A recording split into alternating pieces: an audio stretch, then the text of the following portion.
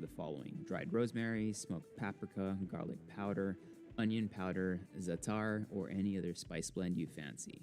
Then we're going to add a pinch of salt, some freshly cracked pepper, and a pinch of sugar. Rub this all over your steak.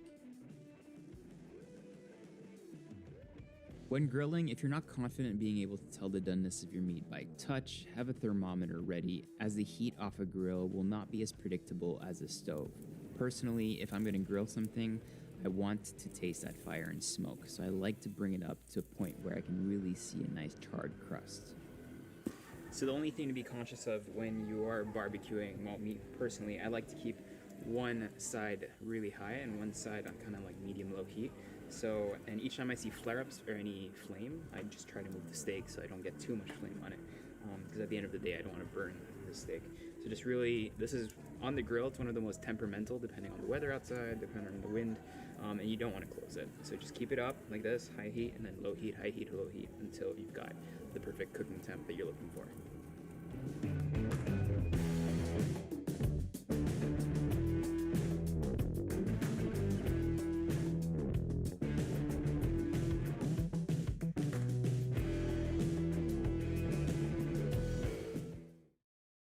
So I'm currently still in Australia, and I bought all the meat from Five Founders from a local butcher shop here in Melbourne.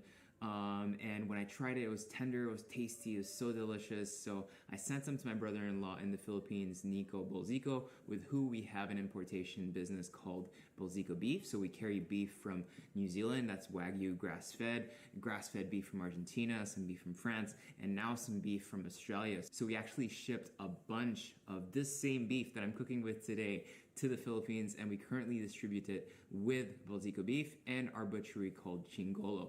All the details, if you're in the Philippines, if you want to order our beef, it will be in the description box below. The standing rib roast follows the exact same process as our other steaks. Salted, left in the fridge for at least 12 hours up to 48 hours, then taken out an hour before cooking. To coat it, we're going to mince 4 cloves of garlic and 3 tablespoons of minced herbs. I'm using rosemary, thyme, and sage. I'm gonna mash all of this with some butter, salt, and olive oil. You don't need to mash if you're not an idiot like me, and if you bring out your butter to room temperature first. This will coat the whole slab.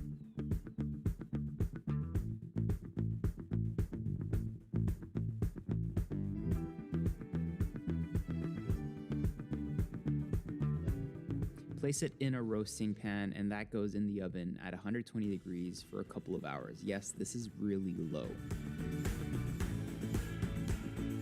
What we're looking to do here is bring the internal temperature up to 50 degrees or slightly lower. Then we're going to let this rest. With our standing rib roast here, very simple. We've been resting it now for about 30 to 45 minutes. The internal temp, we're making one. We're going to try to make one medium rare and the other one more on the medium side, because a lot of people who are coming to lunch today don't necessarily like really bloody meat. And so the idea is we had 47 and then 52. 52 I believe on this one, 47 on this one. So we put it in the oven at as high as it goes. So I'm at 250 centigrades, and then that's going to go in for 10 minutes, really just to give us some beautiful color and some Maillard reaction on the meat. And then hopefully when we slice into it, we're going to get a nice cooking temp like what we wanted. With all of this, don't leave it up to chance. Always use a meat can't talk because I'm so hungry. A meat thermometer. It is probably one of the best investments that you'll do. After 10 minutes in a really hot oven and letting it rest for another 10 minutes, you should be good to go. Time to slice. What we're looking for here is an evenly pink slice of meat without much of a brown outer layer. This is basically perfect.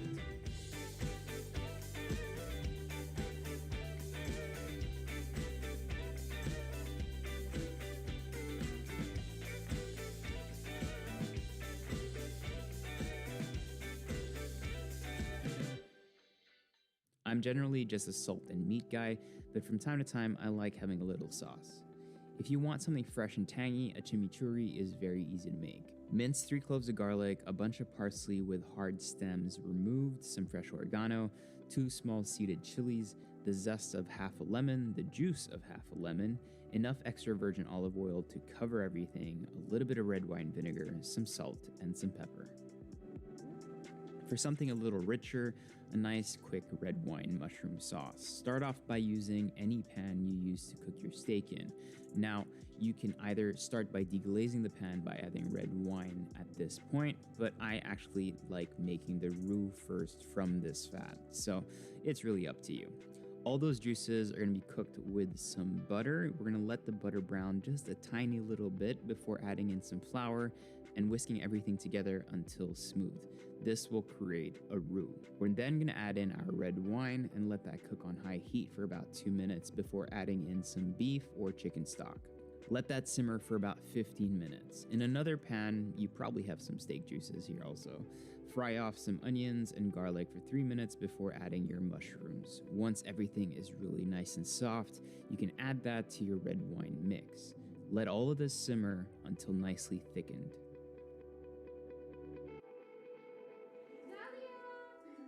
All you need now is some friends, family, and a good glass of red wine. One day she'll sit at the table. Is it good, Dalia? The meat's good, huh? Yum. You being good? Ah, what are you doing? Super yummy. Delicious. How's the meat? Very good. So eloquent. How's the meat? How's the meat? Very nice. There. Tastes Aussie made. There. Make sure to check out the next video where I'll show you how you can use the leftovers in 2 quick recipes, a beautiful ramdon and a steak rice. So if you're in Manila and you want to try some of the beef that I'm cooking today and all the other cuts that we have, I'll put all the details in the description box below for Boziko beef and for Chingolo. Peace.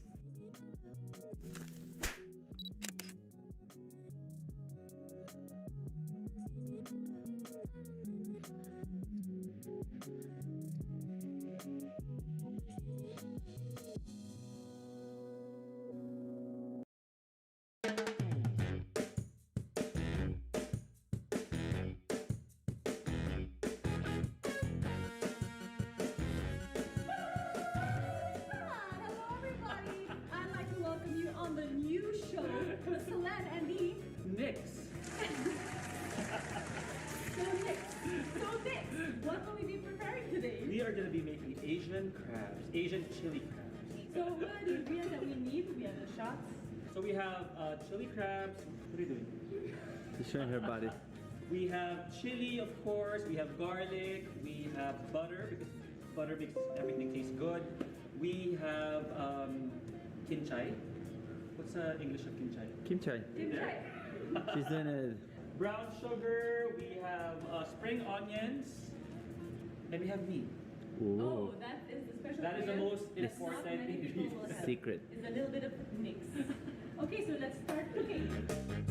Okay, so what's the first step? So first we put the garlic together with the ginger now. You don't want to burn it, so what I do is I put it while the oil is still not that hot. Okay, Otherwise, it'll burn and maglalasang sunog. we don't want sunog. We don't want sunog. I can see you in the oil. Okay, now smile. Okay. So for your garlic not to burn, add salt. Add a little bit of salt. You'll have that nice parang garlicky flavor. Yung golden na hindi Na hindi sunog. bitter. Yes, na hindi lasang sunog. Hindi mapait. Hack! Ganon! If you guys want to follow Nix on YouTube or on IGTV, please share your social media pages. My social media pages are at Nix Alanon. And that's it. You know, I do interior design. I also do furniture. What about this kitchen? I'm a diva. You can just smell this. It smells so good. Yeah, it smells like what? Smells like me. Wow! It smells like crabs. So we also cracked some alimango sipit. Sipit na And then we added in. And the juice of it. So this is a secret sauce. Natural secret sauce. So You press that's that in. how do you achieve this? When you boil it, So that's the juice that comes out. Ah, You okay. Save that. So you have to boil the crab pala first. You have to boil the crab first, and then before you fry it, and you put a little bit of cornstarch just for flavor. Okay, so we I'm gonna add the butter. this will thicken Yep. and of course make it creamy. Mm-hmm. What we want to achieve is parang sweet and spicy. That combination. Yeah. Wala nang masabi. Okay. So add the little sugar, some salt, a little bit. Whoa! Is that a lot? That's not a lot. I don't know. A bit of water. Water. Water. So here. So add this to That's Right. one side. one soy. So Nix is also a farmer. I didn't know. And so we're adding this. What's lemongrass in Tagalog? Lemongrass. It's called tanlad. So we want to use the end and chop it up like ginger.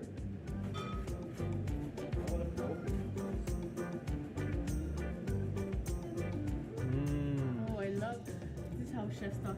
Look at all these beautiful colors just coming along together. I can just smell that citrusy flavor that is tickling my buds and it's making me so hungry.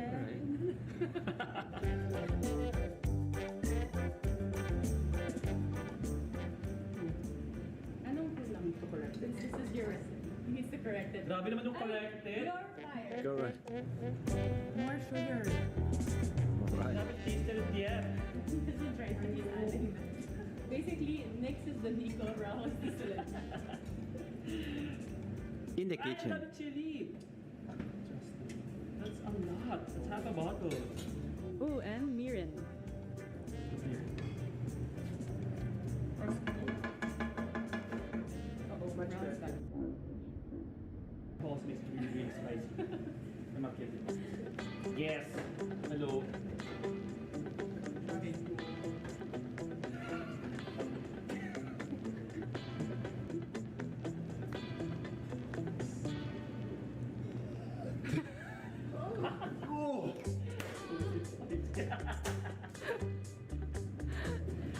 So, we're putting our crabs in.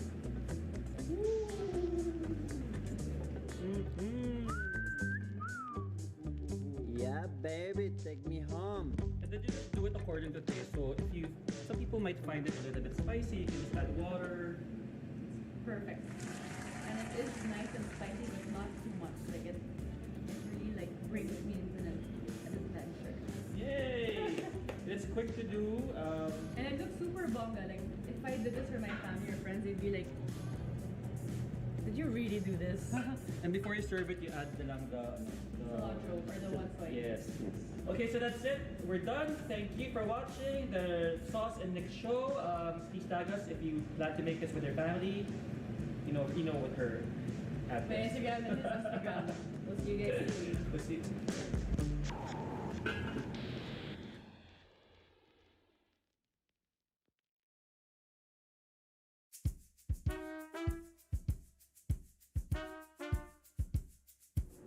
Action. Well, hello there. Yeah, hello. I didn't see you there. Okay, guys, so today we are going to make shrimp tacos.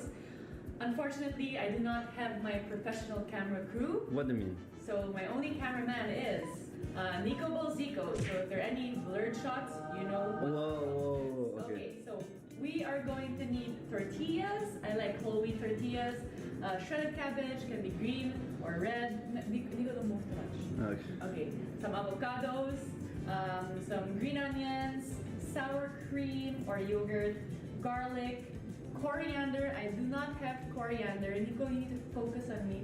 So I've used basil just for some color, some feta cheese, and of course, some quality shrimps. So these shrimps are from Melanie and actually they're very, very good. So we're going to be using them. The details where you can order are down here below. Obviously, if you don't want to pay the right price for your shrimp, just go to a prawn shop. Oh my gosh. Oh my god, that was painful. Oh, sorry guys. I forgot something. Cut. Focus and film. Okay, ready? I start from there. Oh wait! I forgot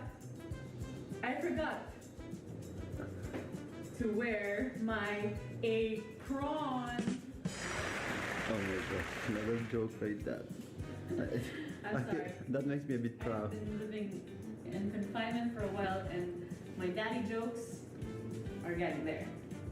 Okay guys, so anyways, we have our food processor. In our food processor, this is for the sauce, we are going to put 1/4 cup sour cream. Actually, but baby, no, but see, you're not focusing. No, for reals. I need some nice shots. But it is focusing. No, I need some nice shots. Yeah, but it is focusing. Those close-up shots after. No, we cannot put after, babe. I'm cooking, you mother effer. Give me, I'm gonna do one more shot. No, I do it. No. Tell me what to do, I do No. it. Tell me what I'm the cameraman. Okay, we're gonna put some green onions. So, come close. No, it really has to be nice. I'm not joking. No, see, you need to focus. There, focus. It's not, it's blur. No, Bebu, what is blurred? Okay, there, now it's focusing. Some garlic. So, we put that all in there. It's not focusing on you now, wait. Yeah, but it's not focusing, it's not me. Okay, so I don't have coriander, so I'm gonna put basil. Put basil in there. So this is gonna serve as sauce for our cold Yeah, stuff. me too. Babe, shut up. You want to record the basil or not? I will tell you when I need close-ups. Okay. You get it? Okay. Forget the cold plate. I'm frightened. Cut. You don't need to be filming right now because I'm preparing it. Okay, since my cameraman sucks, I'm going to make him process everything together. So, Nico, please blend. No, you close it and you blend. Don't show it to me. I'm gonna show it to you. No, hold it. Wait, keep it there. Like that, it's gonna cut my finger. It's not. Stop moving that. Just press here. Where, here? Yeah.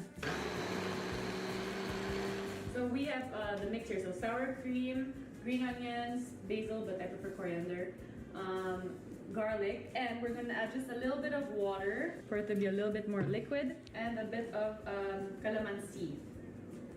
If you have fresh calamansi, go for it. Boom. Blend this again. So now that we have our little mix, we are going to put it into the cabbage. Should I film the cabbage? Yeah. Eh? Yes. Close up of the cabbage. Back at you, madam. Back at me. Okay, now we have our cabbage mix, and this is going to be for our fajitas or tacos. Wow, fajitas. Tacos. Okay, now we have No. our shrimps beautifully peeled and put into my stasher. I love these things because I just marinate. Who peel it?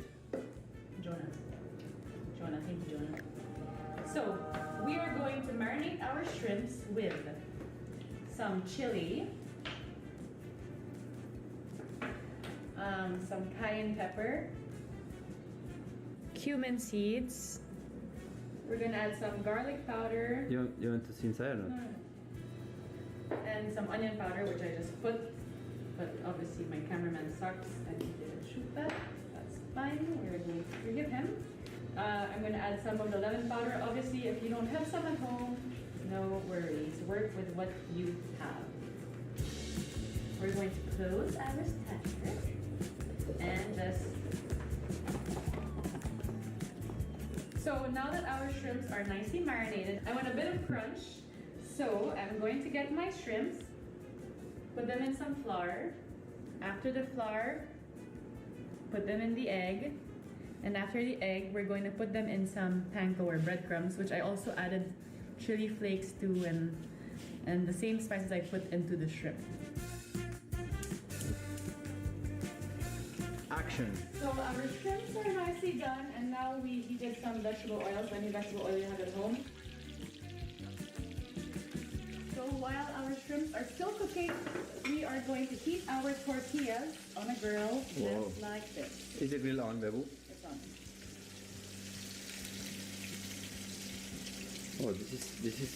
Oh, this is so simple and good. So simple and good. It's simple and good. Easy to make at home. Ooh. No husband were injured in this shot. You Not should. yet. Okay guys, so we're back. All our ingredients are ready. So this is our nice fajita. So basically how you are going to do it is get some avocados, which I have already cut. Put it on there. You can choose to either leave it like that or kind of smash it in. Guacamole. And then we are going to put a little bit of our coleslaw. Mejunje. Maybe you need to take nice shots. You're putting the coleslaw on the freaking fajita. When the coleslaw is there, we are going to put. You're so annoying. Stop laughing. Our shrimps, and then a little bit of feta cheese, which I like to do it with my hands. Some chili sauce. This is super chili. No, don't put too much. Don't put too much, baby. And some wild basil, since I don't have coriander. You can also add sriracha for a nice, beautiful color. And there you go. Your shrimp taco. Stop eating my shrimps. Babe, I need a nice shot. I'm super annoyed already. One. Yeah, I need a nice shot. Take a nice shot. I took so many. But I took one shrimp. Stop. Okay.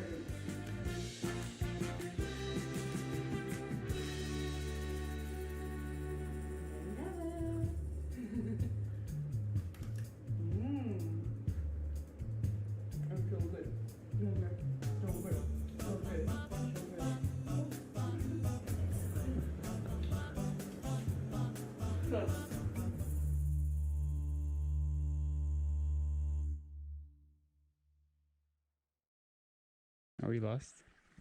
I think so. But it's okay. Now, I don't normally like getting up in the morning, but old Mr. Sun is shining down on me. I'm making a move. Get up. Mr. Sun is shining on me. Making a move. Got my little time, got a move. Yeah, I'm making a move.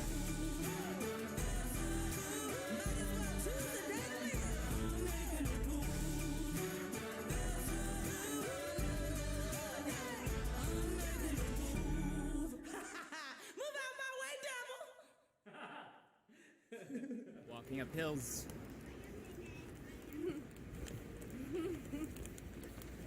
I'm tired. I got myself into a little situation, and I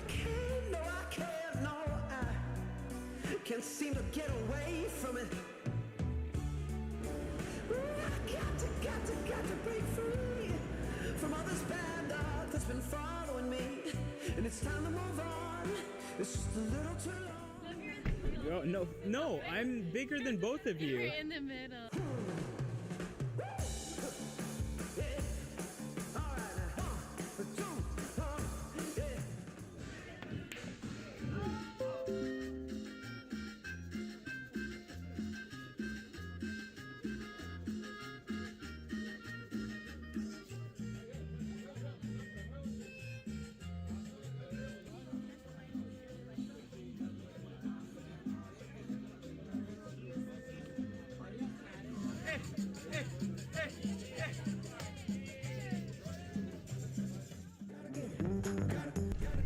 Heading to Tartine for lunch.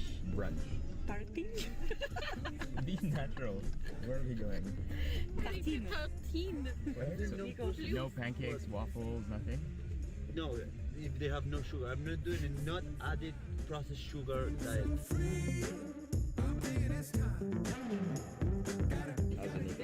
So good. But it's not the roast beef, bro. The roast beef is the other one. Oh shit, okay, I'm gonna change it. Not mine at the dark. I'm gonna for you now or what?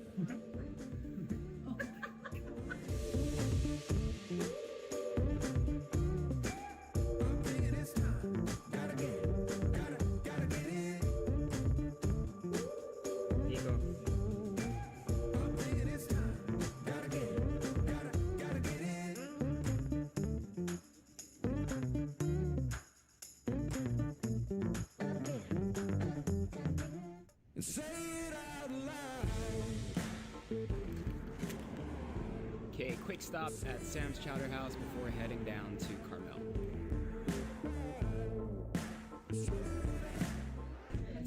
Time to try the lobster roll here at Sam's Chowder House.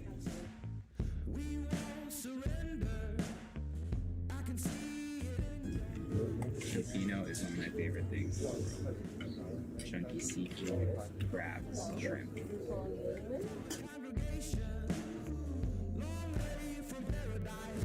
So we are in Carmel. We arrived late last night.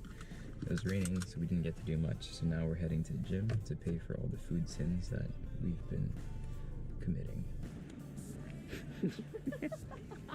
Love naman.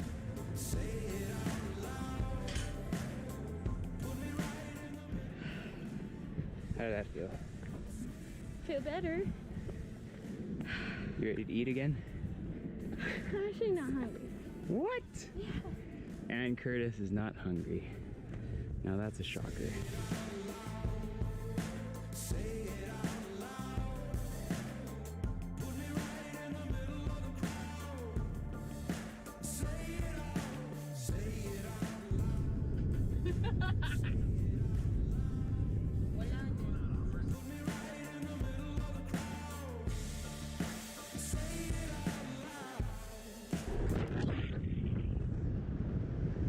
That was a really long drive. We drove for about 4 hours.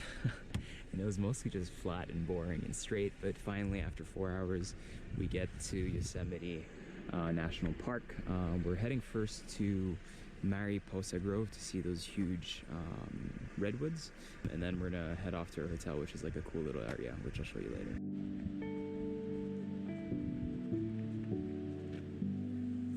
I was searching for an open door. I was looking for a peace of mind. It's a feeling that I tend to get. Won't rest until I make it right. Couldn't stand the thought of losing her. So everyone got us lost. He said it was gonna be a leisure walk. Obviously not. We don't even know where we are.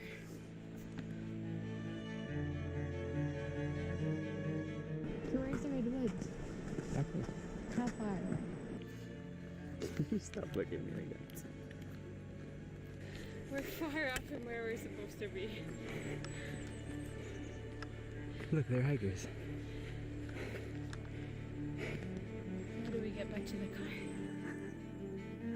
He's angry. And my boots would be perfectly fine. Why didn't you wear your boots? Because you told me not to. Are we lost? I think so. But it's okay. It's just green.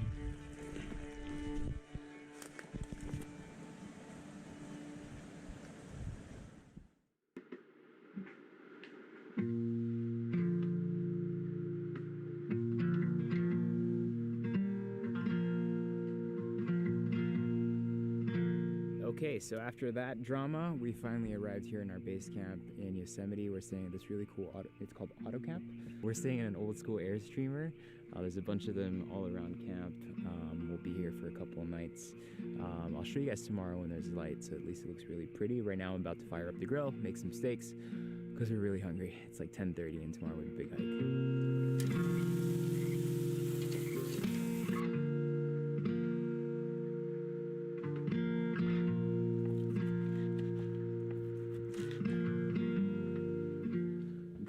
Could not give me a more annoying way.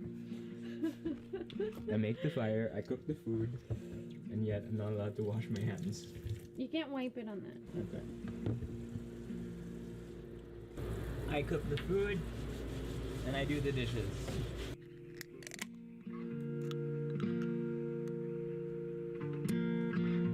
Yummy.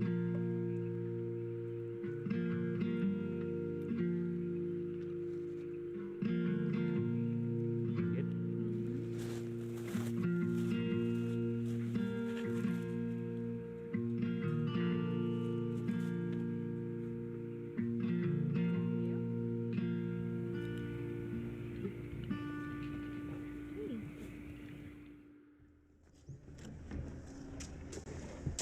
All right, getting ready for our morning hike. This is the trailer. They're still making me in the main house, but pretty cool spot.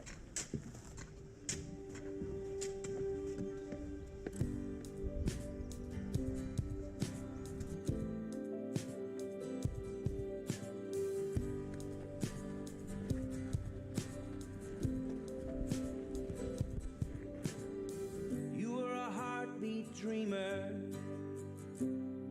Never scared to chase the mystery. So that was Mirror Lake. We're now heading towards Nevada Falls. You were a Winkler, white We're on the Mist Trail. And you're tired? I'm tired. And we're here in Yosemite Park. It's not a statue on the boulevard. It's not a wall. So we made it to the top. Well, not to the top, just to Verdana Falls. Then we're gonna go back down and just explore the park a little bit. In the darkness, baby, you're my electricity. I'm sure Anne's behind me right now, hating me for making me her hike. Making me her hike. Making her hike. My legs are tired from our workout yesterday.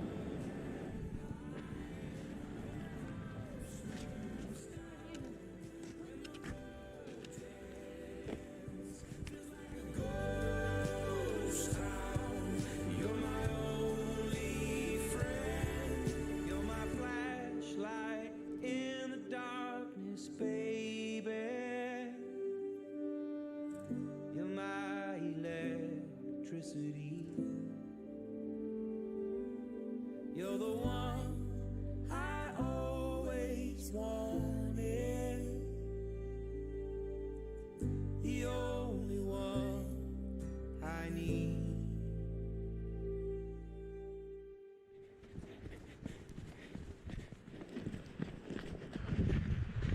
Okay, so we walked 6 kilometers to El Capitan and got too tired to walk back the 6 other. Well, we did walk close to 20 kilometers already today. So I'm running back to get the car as quickly as possible, but my foot's killing me. All done in Yosemite, packing everything up, and we're heading to Napa now. Wine. Where are we? Napa. You happy? Yeah. What's our first order of business? Food.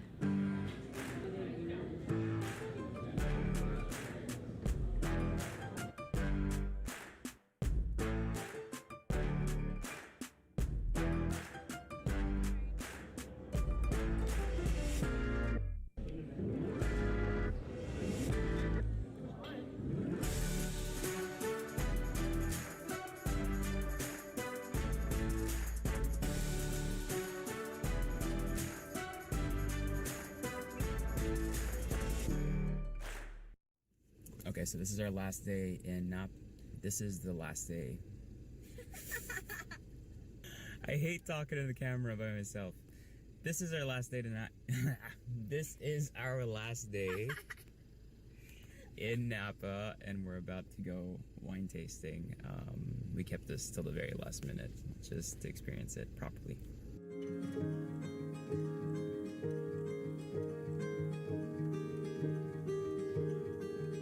Have dust on my boots of 1,000 cathedrals, and I have taken my place with bended knees. And I have raised You ready for wine? I am ready for wine. you lead me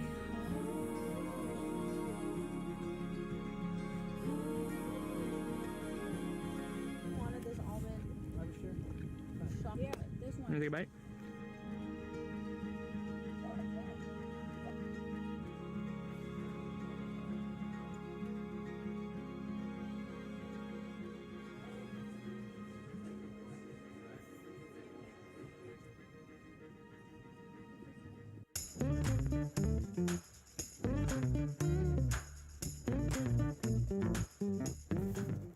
Alright, last meal. We're currently at the airport. It's freezing back in San Francisco. We are at the New England Lobster House. So they grew home. Last meal in the Bay Area.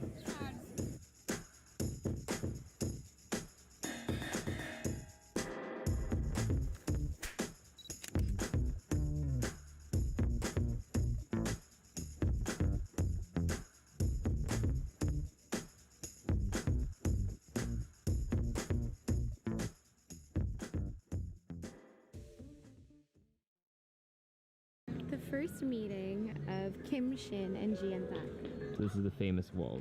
This is the famous wall. Oh my god, I'm so excited. We get to see a wall.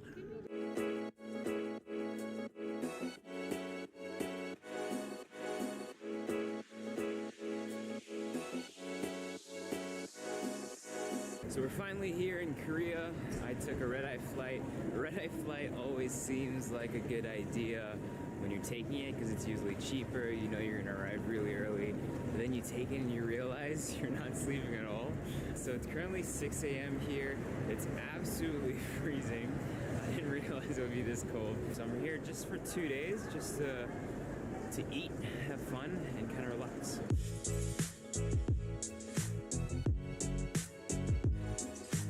So I completely forgot to explain exactly what I'm doing here. Two main reasons. One, my fiance is absolutely in love with Korean dramas, telenovelas, whatever you want to call them. These episodes, these shows that are actually really well produced.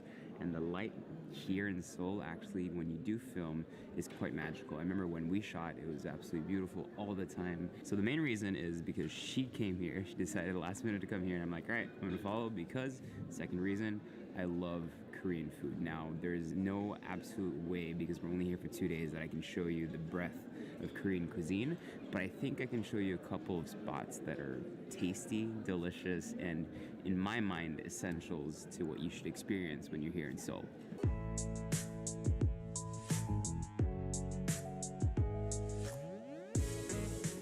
So apparently this is a big thing. She already went inside to take pictures. It's gonna be a long day. This is where the first Coffee Prince shop. This is where they shot. Gong Yu was here. Do you feel close? I do.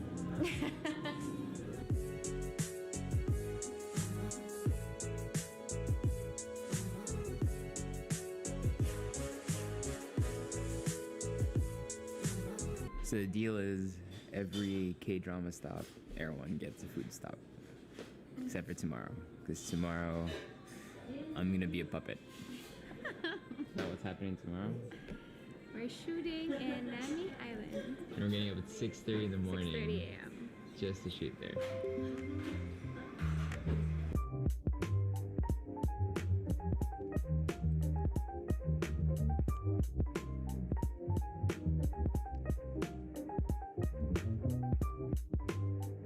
So I definitely thought Korean barbecue would have been my first choice, but then it was just nice walking, and I was like, all right, I want something nice and light and cold.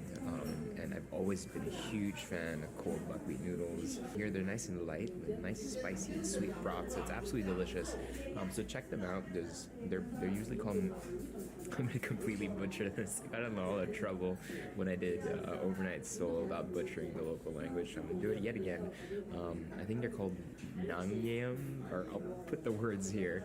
But basically, spicy noodle shops or noodle shops, cold noodle shops. There's a bunch around the city, and Yuksam just happens to be one of my favorite ones.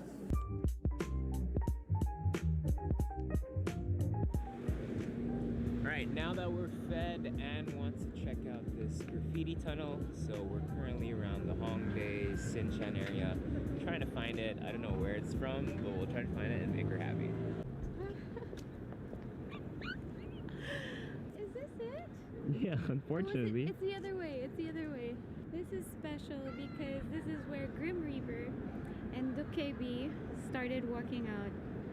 Walking out? Yeah, they were walking out of here and they had just done their groceries, and then this motorcycle comes in and disturbs their like super guapo moment. I think it's on the other end though, because it wasn't there. If any of that made sense to anyone, let me know, because it made 0 sense to me.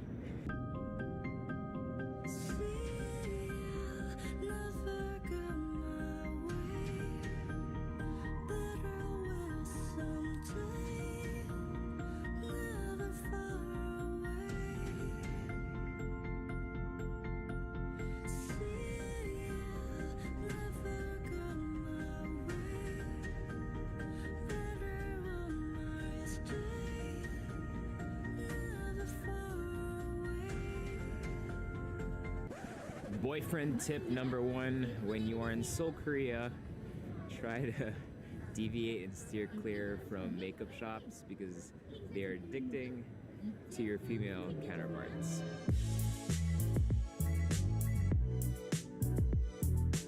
I think the Copy Smith there is the one from It's Okay That's Love. We agreed on K-drama, and that's it. That is K-drama. No, but we went to a makeup store. That wasn't part of the agreement. It's research. Ladies and gentlemen, BLK Cosmetics, uncomplicated beauty.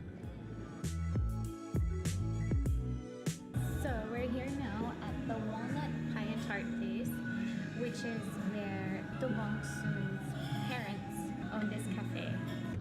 After K-drama stop number 2, we are heading to Mingles, which was voted the 17th best, I believe, in the Asia's 50 best, and also number 83 in the world's 50 best. So it's the highest rated restaurant in Korea, I believe. I know Jungsik used to be up there, and I've tried Jungsik before, and it's really good, but this is more of a modern take on Korean food. So I'm very excited to see what we're about to eat.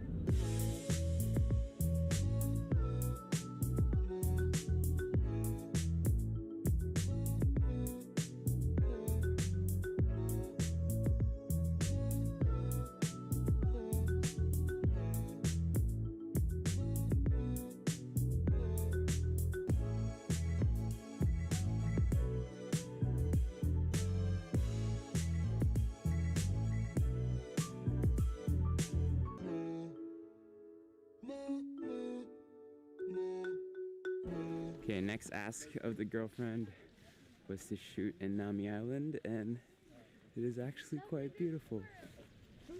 Sorry? Here's squirrel. Oh yeah. So I didn't realize it was actually gonna be about 0 degrees. It's pretty cold. And the outfits that we prepared were probably not the best for this kind of cold weather. But it's absolutely beautiful here. And I think they're really famous for these kind of yellow leaves all over the place. It's pretty gorgeous. But I still want food. After this, because this is a really early morning, I'm guessing I'm gonna have a really good meal. She's gonna allow me to do whatever I want, and hopefully we have time to go to the Gwangjang Market, which is where I really wanted to go this time around. Is it worth the early morning? It is worth the early morning call time of 6:30 a.m. This is Henry. He's our man for today. 안녕하세요. Well, I'm feeling not Korean, but I'm Canadian. So, we're very excited for the photos. Okay, super cold, and now she wants me to change to outfit number 2.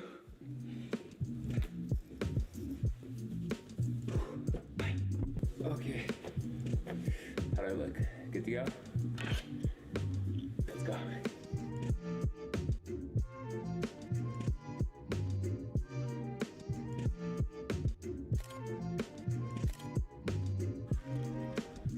Anne has become the subject of a photography class.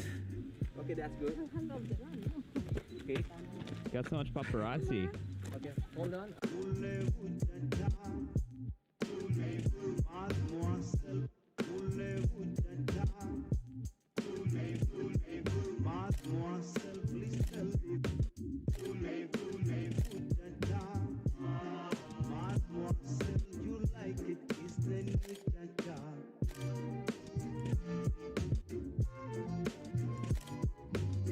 After a 6:30 a.m. until 2 p.m. photo shoot, Anne is finally allowing me to eat. We're heading to the Gwangjang Market, a great place for any local street food and lots of stalls. And you'll see in a second, it's absolutely delicious. When you're here at the Gwangjang Market, basically, you won't be able to understand anything that's written, so, well, some of them actually. Some of them have English as well, but the best thing to do is just sit down each time you see something that you want to eat and then try it from there.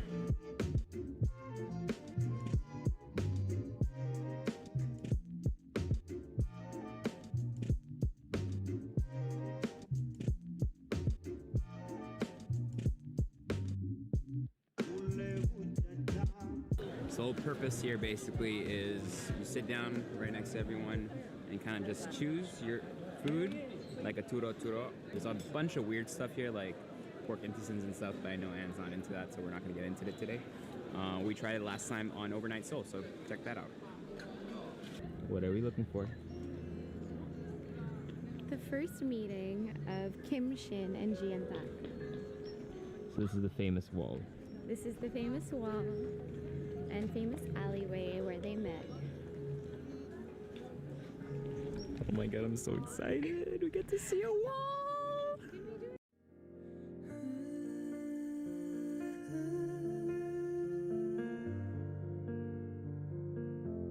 It's beautiful life. 난 너의 곁에 있을게. It's beautiful life. 너의 뒤에 서 있을게. Beautiful. After all that eating, hitting a nice gym session, I need it.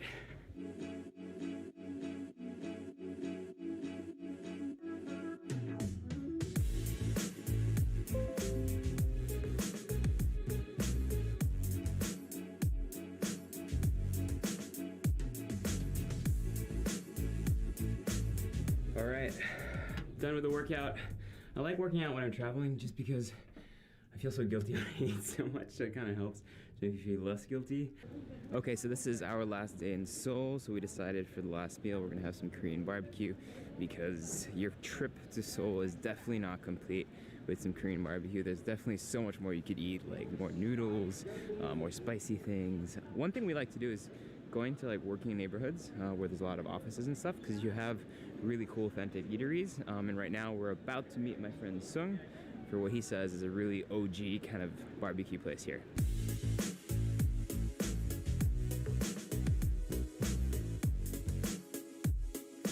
So we had beautiful barbecued beef. The restaurant's been there for about 73 years. The guy's been cooking it for about 50 years. It's cooked in the kitchen so you don't smell like it. And the menu's super simple, very tasty, very authentic, very delicious. And they serve hanwoo beef, which is basically the Korean equivalent of Wagyu in terms of it comes from a specific region and it's a native cattle from Korea. So if you are in Seoul, make sure you check out a really authentic Korean barbecue and that you try the hanwoo kalbi beef.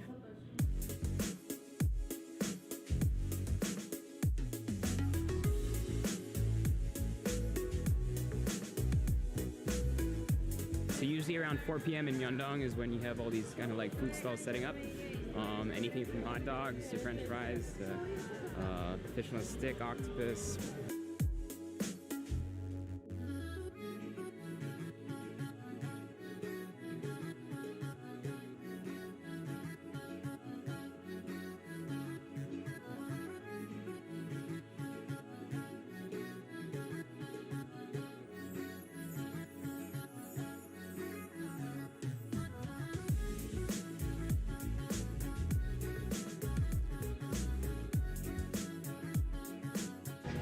Looks like I found my bingsu while I'm finishing shopping. Get my snowflake on.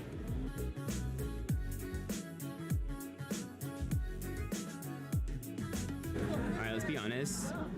This thing is pretty ridiculous. It's a whole melon. There's like this tiniest kind of shaved ice on there. It really doesn't taste like much. It's like shaved milk, rather. The melon's absolutely delicious. Let's try the snowflakes just alone. I know there's something inside. I'm not sure. I can't really tell. Right now, there's just milk. Whoa. There's like the strawberry thing going on right here. It's like frozen strawberries and some ice cream. And I think you're supposed to put like this condensed milk all over it.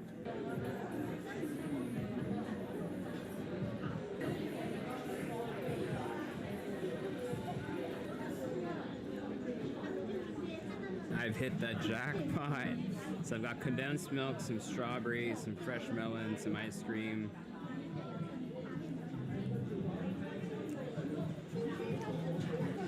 Definitely some cheese in there. Yum. It's like a frozen cheesecake with shard ice and fresh melon. Absolutely delicious. Anne's gonna be pissed she missed out.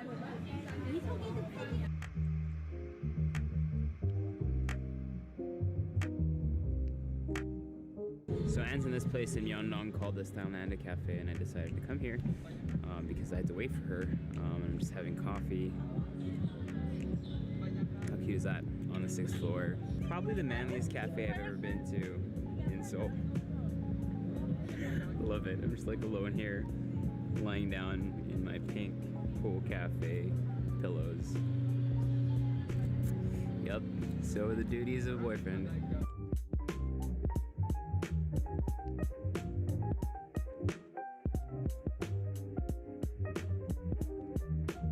You said we're going back home?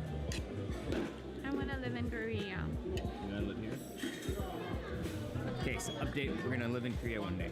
All right, that's it guys. Thank you so much for watching the video. That was the vlog for today. If you guys like this whole travel vlogging format, I'll do it from time to time, but I also make sure to do just regular show formats. If you haven't seen the best of yet, check that out. Overnight Tokyo will also be out soon. Also, last thing is that I might do some merch for December. Well, I'm doing some merch for December, so I'm doing that kind of roundup now. So let me know what you want. Is it shirts? Is it caps? Is it jumpers? Let me know, and I'll make some custom stuff for you guys. Yeah, that's it. Peace out.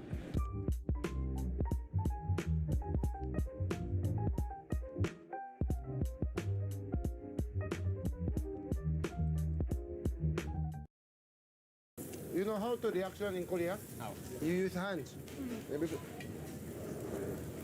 Wow.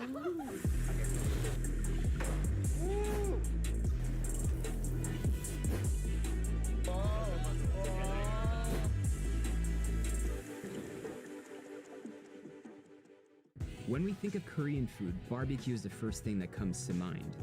We've already covered these restaurants in a previous video, but there's so much more to this cuisine, from raw seafood to stir-fried intestines. Today, we will talk about the not-so-known Korean restaurants in Manila. Today, I have a host, well, co-host, and we're gonna go meet him now. He told me to meet him in a salon. We're supposed to be eating, but he wants to get our haircut for some reason.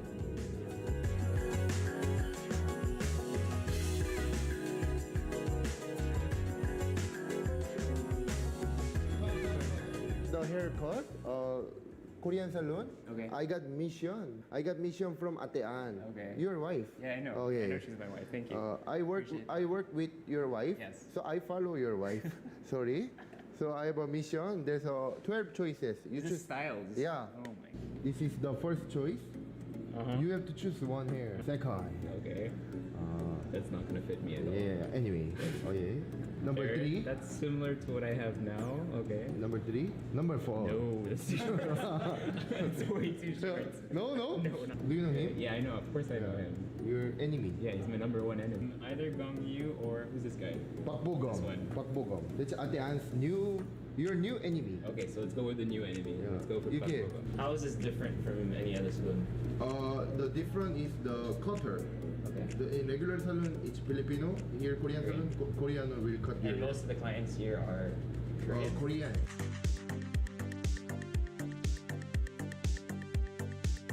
Okay, abangan nyo. Kuya Orwan become Bakbogom. See if it works. I think after you cut hair today, tonight you have a baby. So what's your love life status? My love life is like Esa. Very traffic sometimes. So if it's very traffic, then you have a lot of girls No. riding one road. There's only one girl in SM North. I'm still in MOA. So does the girl have a name? No. It's our just first episode. So I will open my heart like this, not like this. Eventually. This is when I start regretting things. Down perm. Down oh my perm. god, I've never permed my hair before. Kill all the hair going to down. We kill you. Usually Korean men, they stay here 3 hours. What? Yeah. That's crazy. What's happening? We are checking your brain. Korean green tea. This is so cool. Flower 구준표.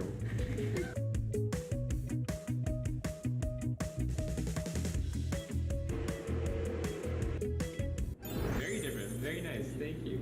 I think I have to get slightly used to it, but it's nice. Now that I finally have the look, that took like 2 Yes. hours? 2 hours in the saloon. 2 hours. So now I know what it feels like to be a Korean man. You look like Korean now. I know, right? Now I feel part of it. So we can finally go to restaurant number 1. Number 1. The first restaurant is this is amazing noodles. This is Chinese food. No, in China there's no like this food. This is Chinese food only in Korea. Okay, and then the Koreans make it better. Yes. Okay. Let's go. Number one delicious Korean noodle in the Philippines. Excited to try it. He said it was very good, so. Very delicious. His chef, his daughter 딸이죠. Very pretty. That's why I love him. Perfect for him.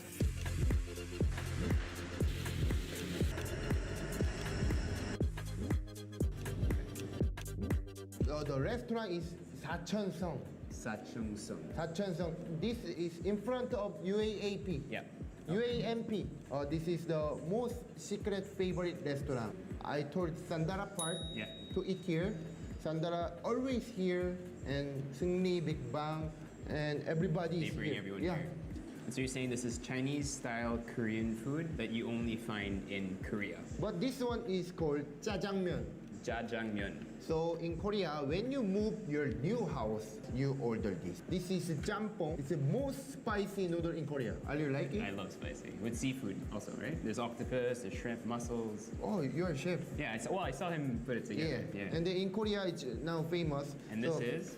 This is 탕수육. The three of them, they are partners. This one, you have to mix 2 hours. More mix, more delicious. Really? Yes. This is our first restaurant. We have 3 more restaurants after We this. have 3 more. And he said he was going to order very little per restaurant. And the plan today is not to just show you guys Korean barbecue, because everyone knows that, right? So Everyone. Ryan wanted to go to places that were different. Jjajangmyeon. Jjajangmyeon, can you repeat? Jjajangmyeon. Cheers. Sorry, I'm diet, but Me sorry. too. I haven't eaten meat or carbs in 30 days. I hope you know that. Yeah. Mmm. Mmm.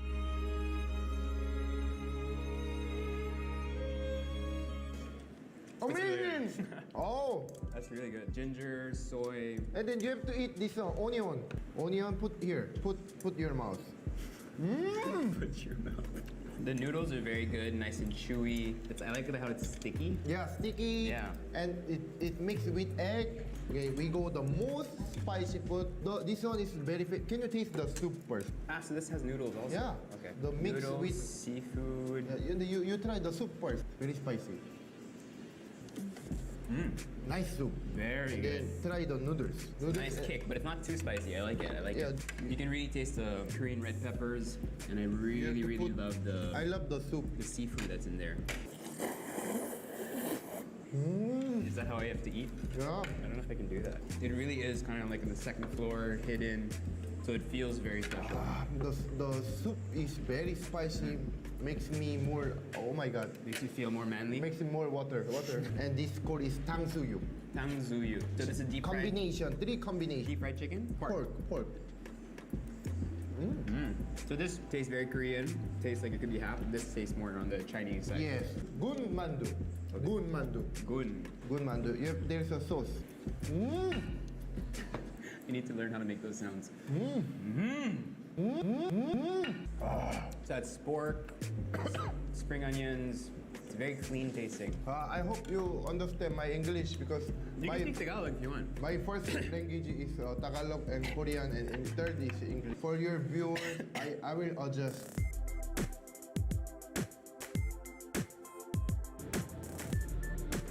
This is the amazing restaurant in Makati Poblacion. So Poblacion is one of those hubs that has become K-Town. It's like a Koreatown here. There's a lot of Korean restaurants, right? Like Malate. Yes, like Malate. Or But- like Ortigas.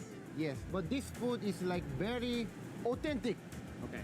No samgyeopsal like that, but my father's favorite food. Let's go. Okay, my father. Nice to meet you, Mr. Bang.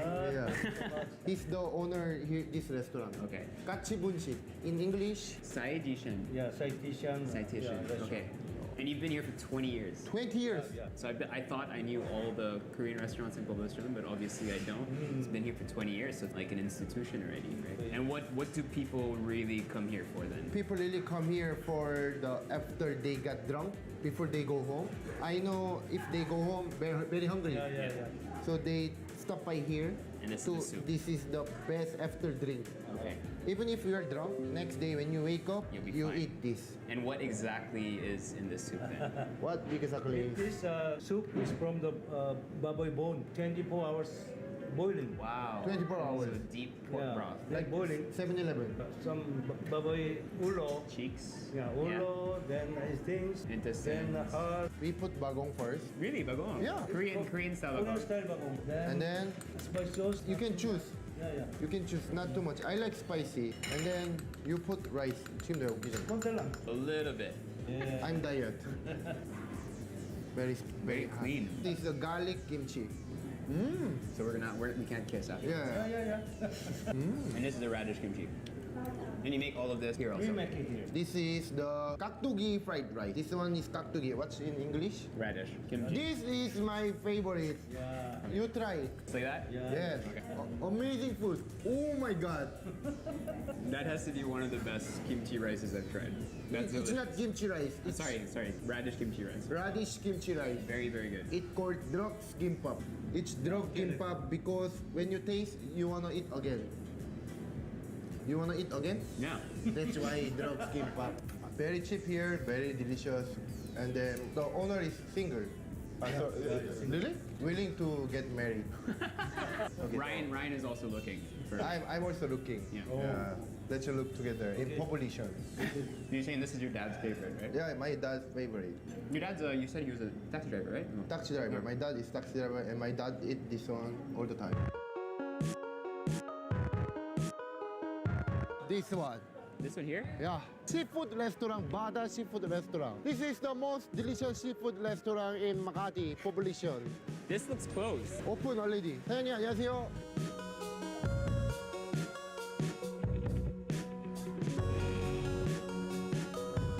Actually, in Korea, in sashimi, we don't eat wasabi. You don't.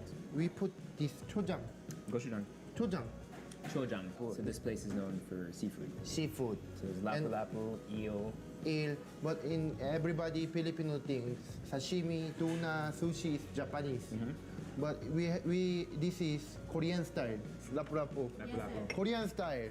We have to give the fish vitamin C. So lemon. Yeah, I will teach you how to eat. No, not like this. In He's so angry with Korean style. Yeah. Okay. Lettuce. Put one. Garlic. You put sauce here, Okay. and then this one here, and then get one or two. If you like two. I like one. And this one is chojang. Gochujang's best friend. And then you have no bite. How do you fit that in your mouth? Lord, please tell. I can't stop because my mouth is No, sorry. I like the combination of that. Like I've never had whitefish or lapu-lapu with the chojang. It's super nice. This is the amazing step. Komak. In Korea, komak. Amazing. I don't miss my mom. Here in Korea. Here in Badawechip. Badawechip is already 10 years? 20? 20 years. 20 years? In But the same spot here. And most of the customers are Korean or Filipino? Koreans. I've never seen this place. baby, are you horse? I will teach you how to mix soju. Okay. In soju, when you get soju, you don't just open. You have to make tornado. So you 12 step. 1, 2, 3, 4, 5, 6, 7, 8, 9, 10, 11, 12. You can see the tornado. When there's a tornado, you have 2. If 3, not good. 2. Okay. And then open. What does that do? I don't know. Cheers. Cheers. Is it okay? I'm drunk. I'm very fast drunker. Oh. And I think that's what we were trying to do today is just trying to give a different perspective of Korean food, right? Yeah. And this, you would never, when you think about Korean food or places you want to go to, you would never think of this. Like it's so foreign, right? Except for maybe these herbs and salads and everything. But then this as a dish, who doesn't love like fresh lapu-lapu? Very Yes. healthy. Yeah, chojang means makes me more. Horny? Oh, that's soju. Oh, please edit out. No, we're keeping that in. Is it okay? I tell I'm horny. Yeah, no problem. Wow, I like your show. Tell the people that you're horny. No,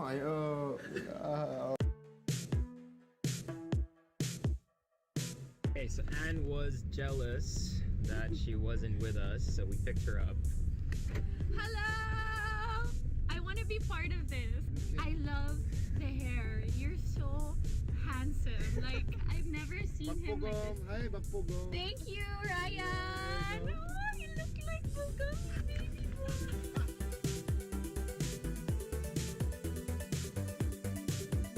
Here, very delicious samgyeopsal. What does this mean? Kanghodong is the famous host in Korea. Awesome. So we ordered this one, 3. 3? Yeah. Yeah, I'm hungry. Kalchip seng samgyeopsal, 3. 3.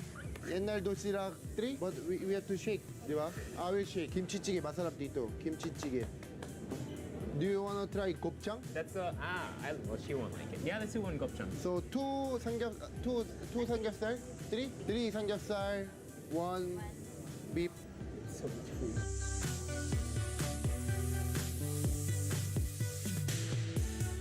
In Korea, Atean, this is the original lunch box. Like my mom, my dad, their middle school, high school, they brought this. Ano naman niya? Rice, kong. In English, I don't know. So what you do, this is lunch box. You shake it together? Yeah, 3 hours. It's like the hair. Tama? Can you work here? Whoa. You like this? Wow. Those are muscles. You ready? Oh. Ready? Open it. Sing, the other side. You try. You try. Kuya Arwan. What's this called? Doshirak. This is dosira. Itlog ka dito. Rice with seaweeds, with green beans, with kimchi, with egg. Party meal. It's super That's comfortable. kimchi jjigae. Kimchi jjigae. Kimchi soup. Oh, are you going to fight? Yes. Favorite kimchi. What's this one? This one? It's galbitang. beef soup. You put rice here. Please don't diet. We are shooting YouTube show. So this is galbitang. Yeah, galbitang. Galbitang. No. You eat This is like a bulalo. bulalo. It's like a really beefy, deep broth soup. Nice acidity. Bulalo na, walang Green utak. onion. Buti nandito ka. Ang sarap magtagalog eh. Hindi naman ako marunong talaga mag-English na Kain ng powers mo. Since you like giving me rules, Ryan, what's the rule here for how do I need to eat the samgyeopsal? Ano yung rule? You put like this. Okay, spring onions. Yeah. How many? Like that? Yeah, 1 gochu, Okay. 1 maner. Each one. One garlic. 1. One big bite. Yan. Yeah. That's how I eat. Samgyeopsal. Give me 1. And then put samjang. Yan. Sarap. Gopchang. Gopchang. That's the intestines, right? Beef intestines? Yeah. Can I help you?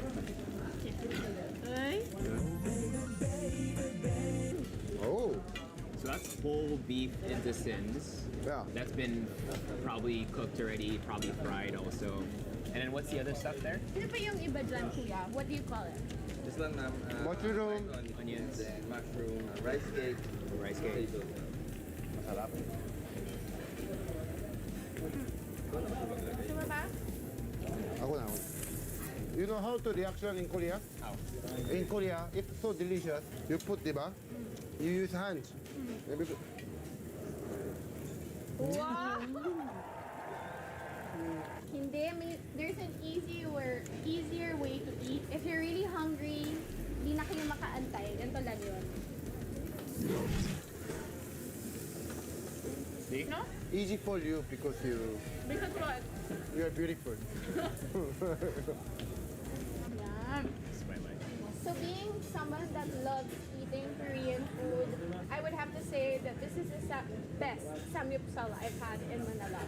감사합니다. Walang ano mga... Oh, ano sagot mo sa 감사합니다? Chamanayo. Should I just leave? Eh. I'm just gonna leave. Sobrang gwapo ni Kuya Arwan today. Okay, and cut. Thank you so much for Thank you. bringing me around. Appreciate Oh my it. God, girl. Oh, nice. Nice hair. Lupog. Thank you so much. Thank you. Yay! Wala na, ano pa sabihin mo? Oh, gusto ko sabihin, see you in population.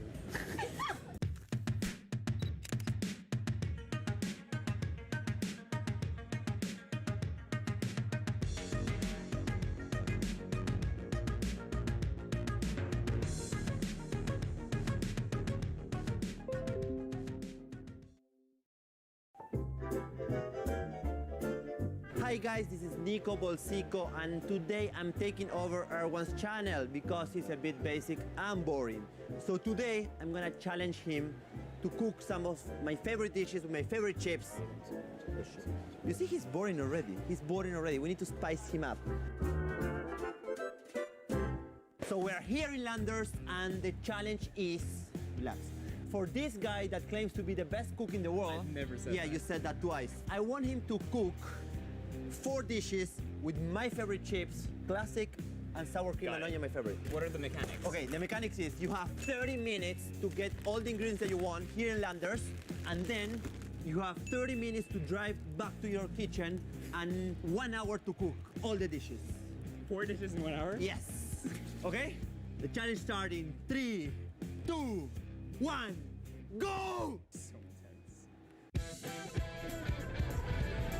Okay, I have no idea why I agreed to do this. Things I do for my brother-in-law. Let's start with Lay's sour cream and onion. I think I'm gonna do like a burger with it. I'll just grab your typical burger ingredients. I think we'll be okay. Meats, I need chicken strips, ground beef, elbow macaroni.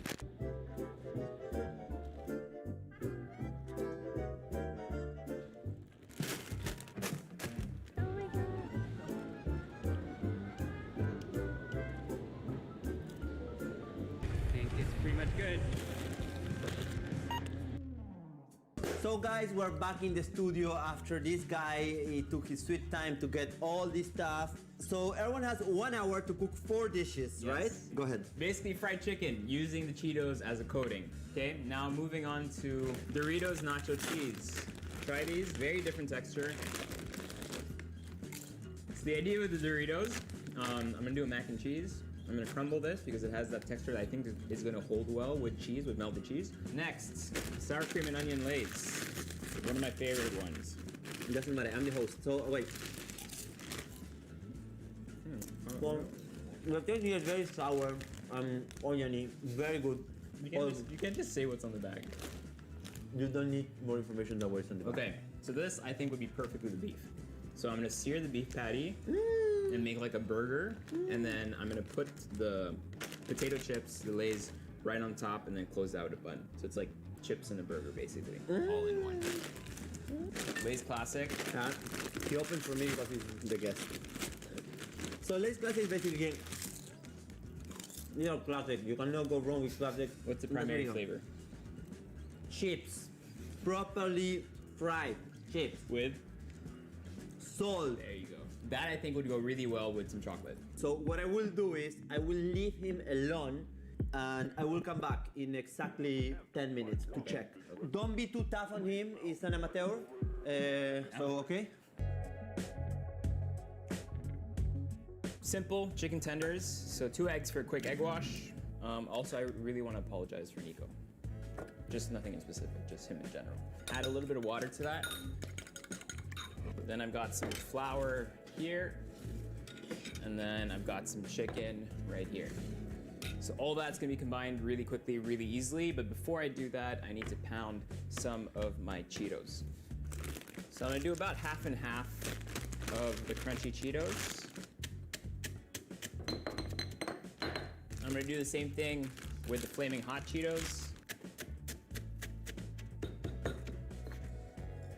Really simple. Grab the chicken, dredge that in the flour, and that goes into the egg mixture. And from the egg mixture, it goes onto the Cheetos. Next step, I have some sesame oil. So this is gonna be basically like a sauce, kind of coating the chicken. Bit of white sugar, dilute all of that. Then I have a bit of Korean gochujang, got 1 big tablespoon of that. Then I'm gonna go ahead and add in some water. And basically what we're gonna do with this later is just kind of boil it slowly. I'm not gonna start cooking these just yet because Nico's gonna complain if it's not freshly fried. So we're gonna go ahead and start on recipe 2. Next, we have the macaroni and cheese. So I have some water that's starting to boil there. We're gonna flavor that with some salt. Then in a pan here, I'm getting stressed out because he gave me a freaking time frame. Basically, we're gonna make the cheese sauce here that we're gonna use both in the macaroni and cheese and that we're gonna use on the burger as well. So butter into the pan. Okay, butter's melting. All we're gonna do now is make like a roux or a base thickener for a sauce. So I got some flour that's going in with the butter. So you're gonna mix that in until it gets nice and thick. Some onion powder, just for some extra flavor. And then we can start just adding some milk slowly. Okay, perfect. The water's starting to boil, so I'm gonna add my pasta. All right, while waiting for that to finish up, 2 cheese, I've got some Monterey Jack and I've got some cheddar. Just grate that really quickly. Mix that with the Parmesan. All this then goes into the pot with the cream and the flour. You wanna keep an eye on it so it doesn't kind of clump up. So you're gonna have something really kind of cheesy, thick, and just crazy good. You know what my dream in life is? My dream in life is to keep feeding Nico every day and just get him fat. Like, I really hope one day he gets fatter than me and I'm gonna be the happiest person alive. Your end result is something like that. Just kind of creamy, unctuous, and just insane. So we're using Dorito nacho cheese because I think it'll be perfect kind of crumb to go on top. Bueno, bueno, bueno, bueno, bueno. Here we go. The sheriff is back in town. How are you doing? I'm halfway through recipe 2. Okay. So I've done recipe 1 already. Which recipe 1? Is that this? Shall we try? Preempt? Apa la papa. Apa la papa, puta papa in my mapa. So what is this? That's a cheese sauce. It's gonna go to macaroni and cheese, and it's also gonna be for the burger. Okay. I see everything is under control here. You happy with everything? How much time do I have left? Yeah, it's okay. How much time do I have left? You have exactly 37 minutes and 26 seconds. 25 now, 24. 26. Pasta's ready. A little bit of water still in there. I need enough sauce to cover all the macaroni, basically. Mix all that in. That goes into kind of like whatever vessel you have. I'm using Leche Bland vessels. That goes into the oven about 400 Fahrenheit or 200 centigrades for about 20 minutes. And then for the last 5 minutes, I'm gonna go ahead and add in some of the Dorito nacho cheese with some butter just to get it nice and crispy. Burger, let's go. Very simple. I got 1 cast iron pan here. Thank you. So usually this is what I use for reference. It's about the size of my palm. Don't want to do too much to it. When you cook it, it's going to shrink up a little bit, so that's why you kind of make a dimple in the middle just to kind of help it keep its form. That goes into our pan. Bit of salt. Okay, let's check on the burger. Good, nice crust on it. Kept its shape more or less, so it should be good. Add a little bit of salt to that. Got this pot of water that's starting to boil here. This is for the next recipe because I'm running out of time, so I gotta do this really quickly. Some sort of heat-safe bowl that you can put on top like that. This is not ideal, but it's gonna work. Then I have some dark chocolate here. All that goes into the bowl. And then very quickly, you'll see that that will start melting. Flip the burger one more time. That's almost done. Chocolate. It's melting nicely. I made a mistake. It was 110 Fahrenheit, which means about 40 degrees centigrade. Then we're gonna take it off and add in the last piece of chocolate in there. Okay, perfect. Chocolate goes down. Burger seems ready. Let that rest for about 5 minutes. Then I'm gonna add the last pieces of chocolate into the sauce. And what I'm waiting for basically is for that chocolate to melt by its own. This time I'm using the Lay's Classic. So we're gonna try to get like nice little chips like this. Then we're gonna dip it in, leave a non-chocolate part so that people can still hold it. Oh no, I hear the big bad wolf. Can I help you?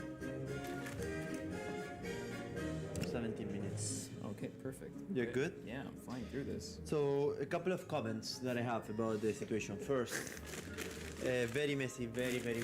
As you can see with this camera installed, very messy. Okay, can I try something? Yeah, try this, go. Oh wow, it's very contradictory, like how you can taste the saltiness of Lay's, mix it with the chocolate, and it's kind of like, it's like in your mouth, it's like a complete war, constantly war, Jon Snow versus the White King. it's something like I never tried, and I think it's something that we could develop even much more if we put some more complexity on this dish. That I think is a good start. It's a pretty good start. All right, this is crunch time because this is when everything basically has to come together. So I'm trying to do as many as I can at the same time. So my buns are on the stove right now. I'm gonna add in a little bit of butter to it. And I'm gonna put a bit more butter because I'm gonna use that butter for the Cheetos as well. So while that butter is toasting the bread and also kind of just melting out, I'm gonna use some of it for the macaroni and cheese. So the macaroni and cheese, that's what it looks from in the oven. I'm gonna use some of the butter, mix that in with the Dorito nachos. Dorito nachos go on top of the mac and cheese, and then all this goes back into the oven. Next, I can smell that my oil is ready, so I'm gonna go ahead and drop in our Cheeto chicken inside the oil. Okay, I'm going all over the place now. I need 1 slice of tomato for the burger. I need some scallions for the chicken. Let me flip those chickens around. Should get a beautiful color on them. All right, let's start plating. All right, let's start with the burger. Bottom down. A little bit of ketchup.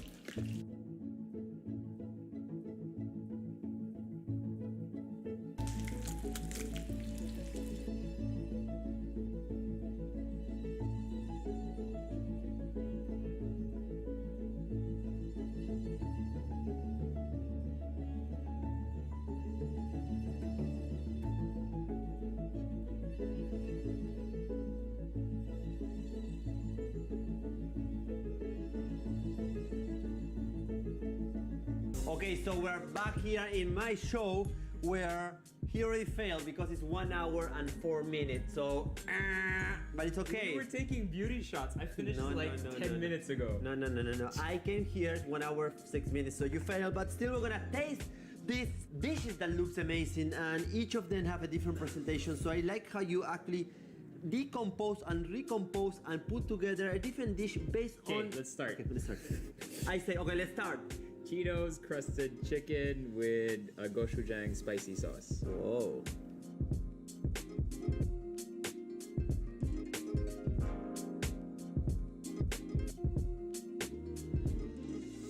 It's very good. Unexpected. Unexpectedly good. You're such an asshole. What did you think? No, I wasn't expecting it. So the process, what do you mean to do? Okay. So good. Next. Mac and cheese.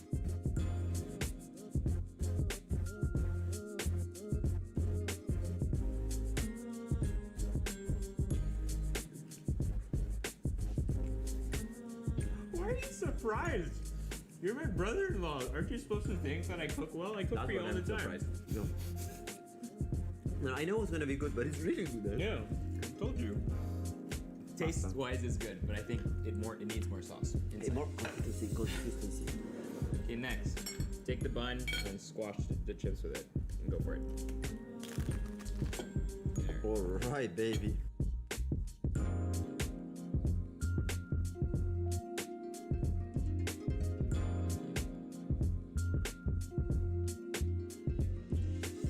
The color could be also inside the burger. Okay, so what? But it tastes good. It tastes very good.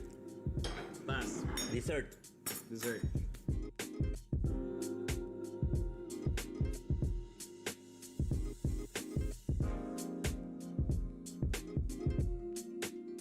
It works. I mean, I'm not the first one invented this. Definitely, you're not. But there's been dipped chip chocolates in a long time, but it works really well with the classic. Okay, so final verdict. So I'll give you 15 seconds, 30 seconds, talk about the food, and then close the episode. Ready, set, go. Okay, I like all the recipes. I would love if you could put a little bit more of hard work on the burger, but the taste is amazing. I love how every single Lay's, Cheetos, and Doritos mixed up with the flavor of the food, and it's really, really good and really, really tasty and really, really consistent. 15. Okay, so guys, thank you so much for watching the first episode of many of this show called Cooking with Balls. We might change the name. My first host here, Erwan, and thank you so much. Bye. Oh, shit.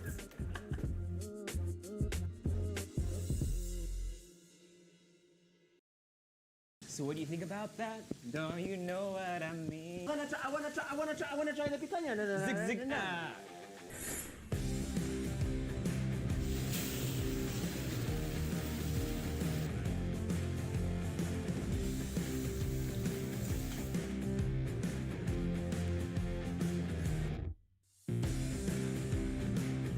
I don't know why we're doing this today. I'm here with my brother-in-law, Nico Bolzico. I'm best friend ever in his life. A lot of people have been seeing Bolzico beef Yes. quite a bit, and we actually never posted about it on YouTube.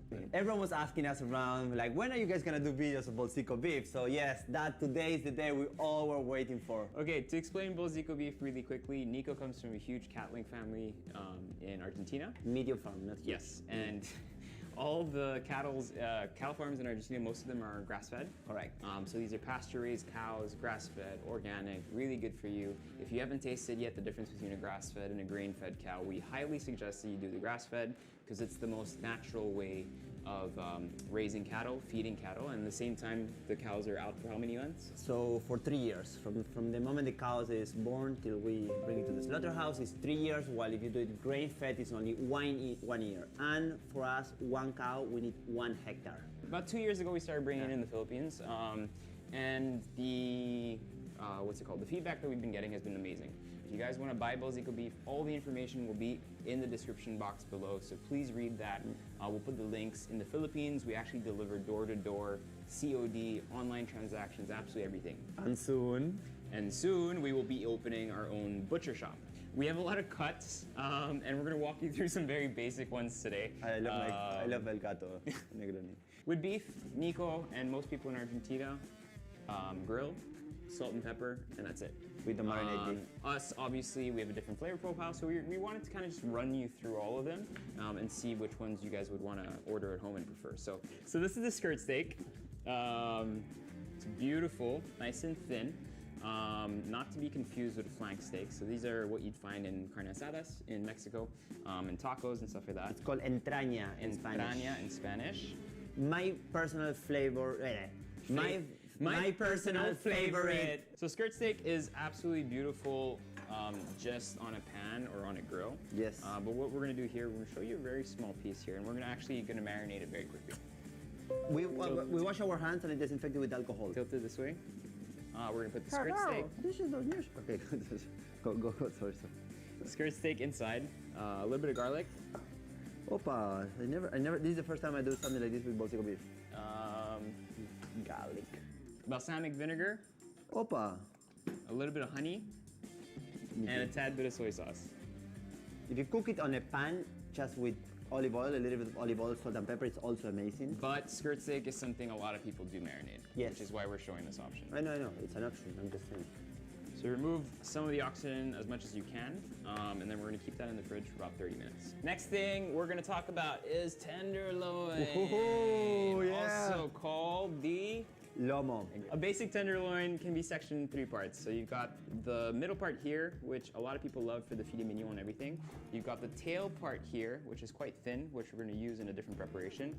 And then we've got the butt part here, which is great for things like carpaccios and stuff. So we're gonna focus on making a steak. Yes. And then we're gonna focus on making beef salpicao. Yes.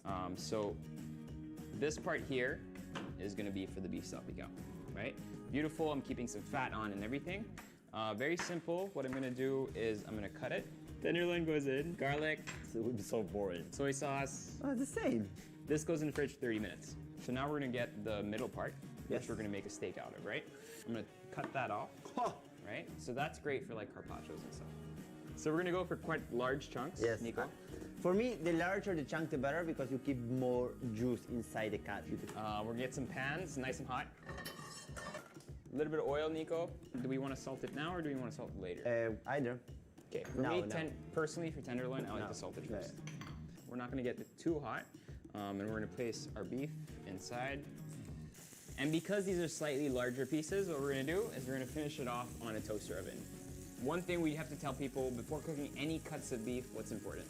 So if it is frozen, let it defrost the day before, and before you cook it, have to be room temperature. Yes. Flip it. Oh my baby. Now we put some salt, and if you want, you can put the pepper, right? Or not? You could put the pepper at this point if you want. Yeah. Okay, so we have nice browning on both sides. This goes into the toaster oven for about 5 to 10 minutes. Let's say 10 minutes. My pan's still really hot. So this is a beautiful cut of ribeye. Okay, ribeye's going. Now we talk about, Nico, you better know what this is called. That's the strip loin or the picanha? It's the rib cap. It's a rib cap. Rib cap, one of my favorite cuts. If you look at a ribeye, this is the part that sits on top of it. And it's absolutely gorgeous.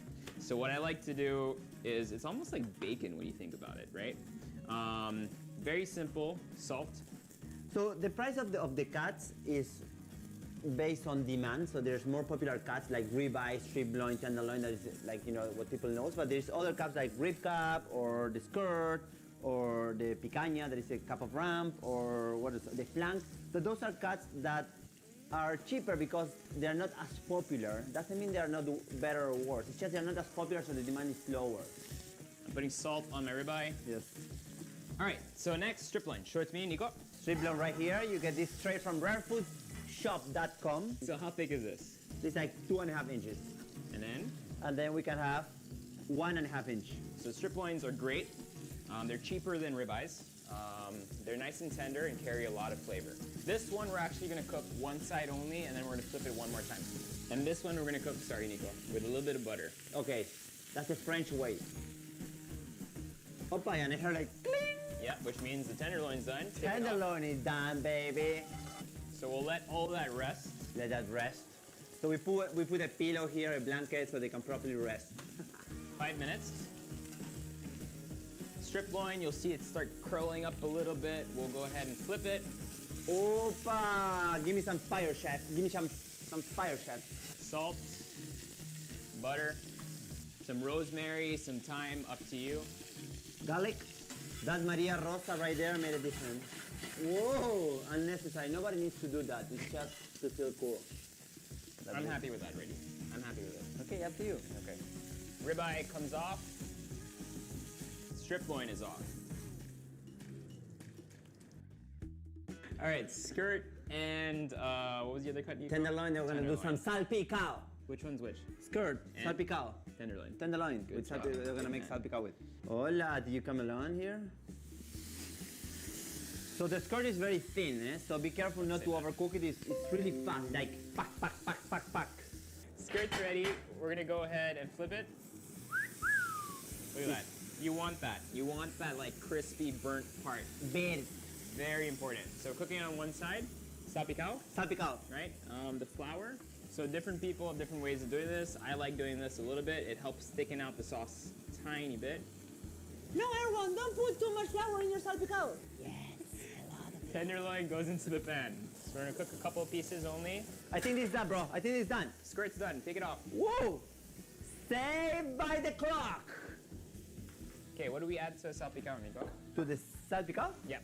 What's really important with salpicao is when you use good quality soy sauce, the last thing you want to do is overdo it, right? And you don't want to burn the soy sauce. No. And then we're gonna use this sauce, which I'm gonna let Nico pronounce.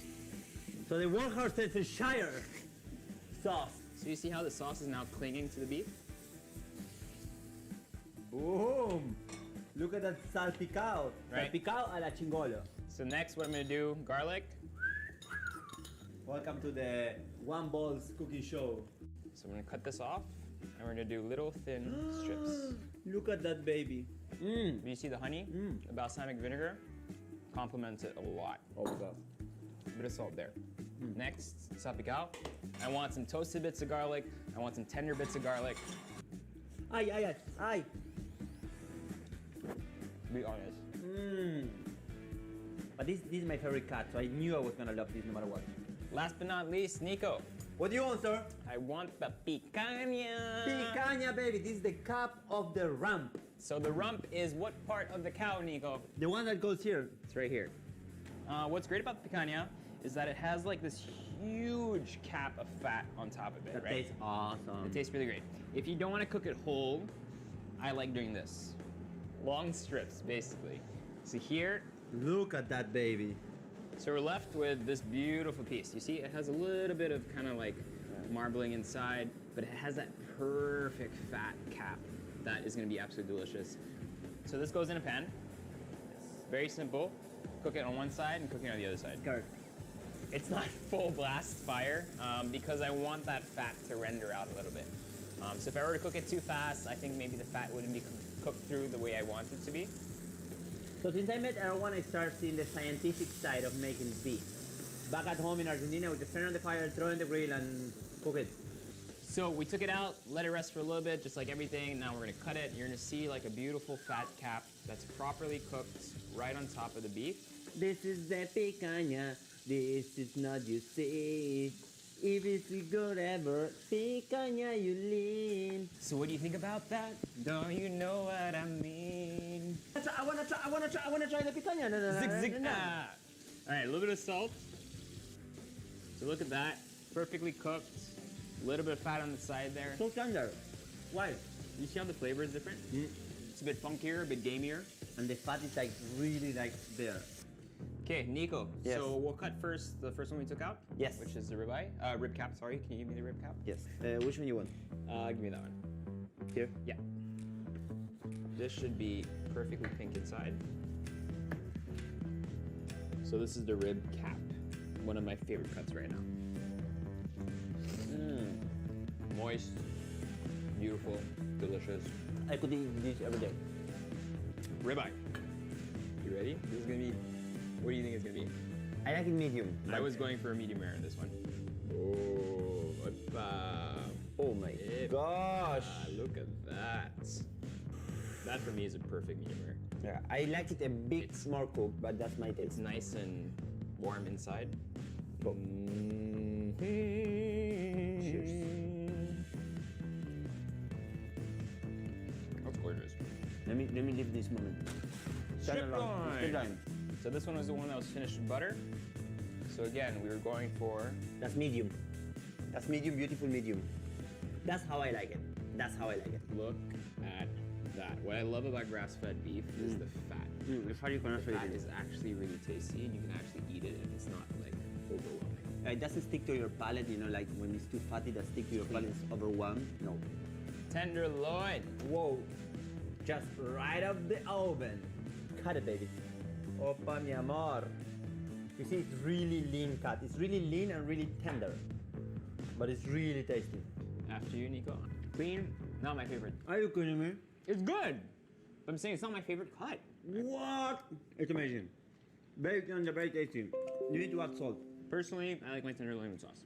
Personally, I like my tenderloin like this. Personally, right? This is the first show that we created together, and this is episode 1 of many. We have 150 to 200 episodes planned. So what we did today, we cooked most of the cuts that we have available of Bolsico beef. We are missing which one? What? What missing which cut?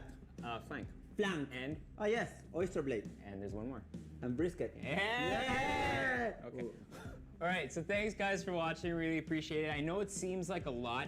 Each time you get a cut, it's good to know kind of like how that cut is best cooked. Is it grilled, is it seared, is it in a pan, is it with sauce? How else can you use it? But at the end of the day, you're the ones eating it with your family and friends, so it's really up to you guys how you prefer it. These were just some options of how we like to cook our meat and how we enjoy eating it. So just have fun trying and cooking and trying it at home. Correct. And every restaurant that carries Bolsico beef, they cook it amazingly. So Correct. go and visit those restaurants that are. On the description box below, we'll add all the restaurants. If you want to order this for the house, cash on delivery or bank deposits or credit card purchases, however you want. Go to rarefoodshop.com and they can actually deliver it to your house. Rarefood.com. You also follow all our socials. I put all that, so that's at Bolsico Beef, which is the main one. We also have Cebu, so at Bolsico Beef Cebu. Follow at Nico Bolsico too. And follow me. Follow at Nico Bolsico. And stay tuned because we will be opening our deli butchery very soon where everyone can come and meet Nico, and Nico will be cooking all the steaks naked. No, that's not true. Not true, not naked. And I cook sometimes, and he will be actually cooking behind the scenes.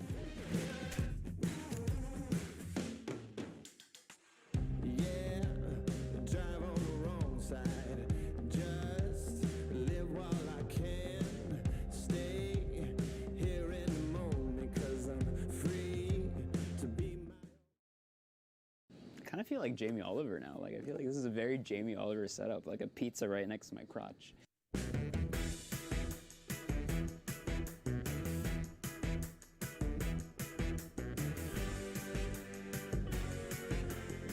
We all love pizza. I mean, it's delicious. If you don't like it, there's something wrong with you. It's one of the best things ever invented, but I put it up there with the dishes that, you wouldn't usually make at home. Things like breads, pastries, pizzas, hot dogs. These are all things that take time to kind of perfect in a home setting and to find a recipe that actually works with you and the tools that you do have. So it makes more sense as a consumer to actually go to restaurants or bakeries to buy these things that these people and artisans have been working for years to perfect, right? So I don't usually make pizza at home, but I've tried before. I've had some successes and I've had some failures, but I wanted to try to see if we could experiment and find a recipe that works for a home setup in the Philippines, given our humidity, our weather, and the available ingredients that we have locally. Before everyone goes off, we are not trying to make authentic Italian pizza. There are tons of different ways pizza is made now all over the world, so we're just gonna make one that I think is good enough and that I would like to eat every day. So before we get into it, I'm gonna go talk to Richie, who's the head baker and owner of Panaderia Toyo over here in Makati. First of all, we use an unbleached flour. The thing with unbleached flour is when the millers make the flour, they normally let it rest and oxidize for anywhere from 3 weeks up to 3 months.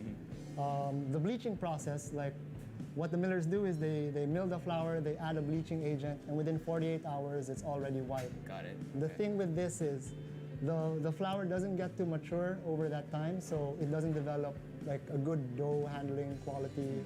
All the dough is this flour. We have a sourdough starter that's just flour and water, sea salt, and extra virgin olive oil. We leave that for 3 hours at room temp, and then we stick it into the chiller until the next day. 18 hours, it's ready. And then we work with it on the next day. We make the doughs.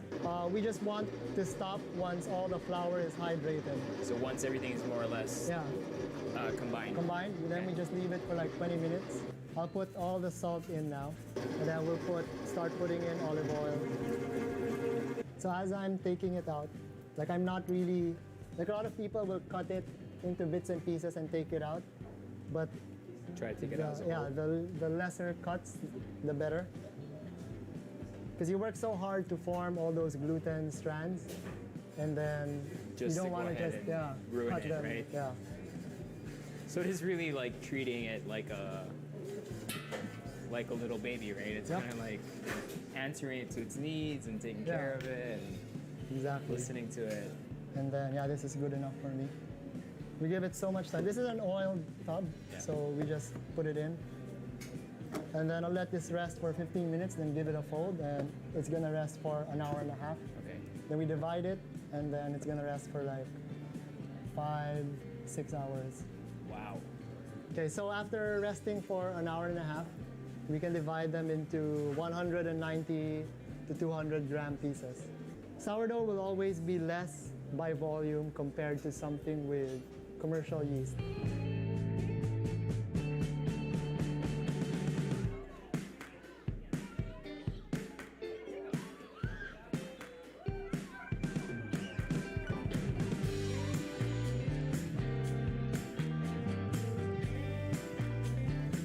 And if you want a bit of olive oil That's pretty good. That's pretty delicious, actually. And I don't get any of the sourness. So my first attempt was interesting.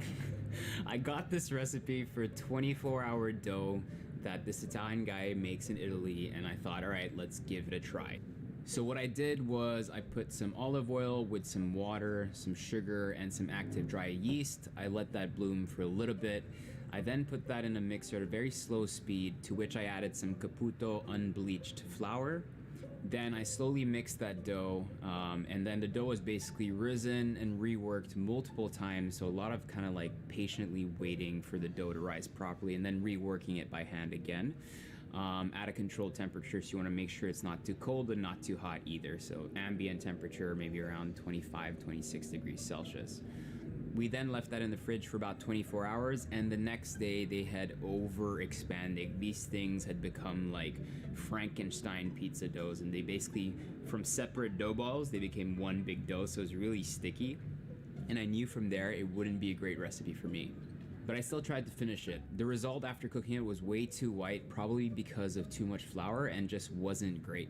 It overall just felt too bready. So knowing this, I went to Kermit's to meet my good friend Gianni. So Kermit's is very popular in Siargao, but they also have one branch here in Makati. And I asked him if he could show me kind of like a simple recipe on how to make pizza at home. So what's the most important thing when you're making a dough? I'm just gonna watch. The I'm not doing flour. anything. The flour. Okay. We're using 00 flour, white flour. We try to get not bleached, so we get the Caputo from Italy. Yeah. So this is dry yeast. Dry yeast and the water. And some water. Okay. And then we're just Start gonna to mix mix it. that. Okay, you can put it down. So you leave this for how long? Oh, just a few minutes. Okay. Flour. We pour the water with yeast. Olive oil. Olive oil, and we put salt. So you find the right consistency and texture when nothing gets stick anymore in your hand. Okay.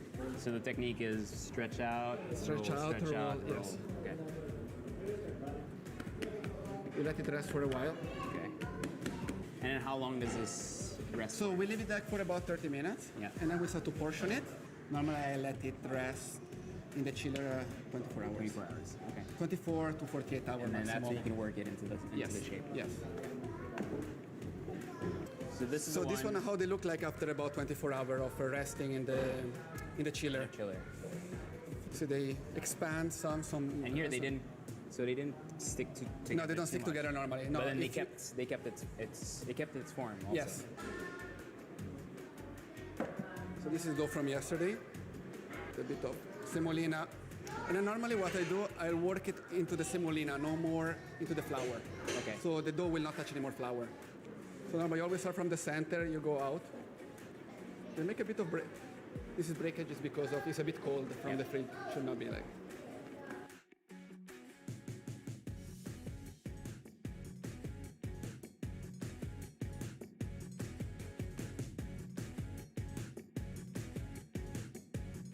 So how long will it stay here?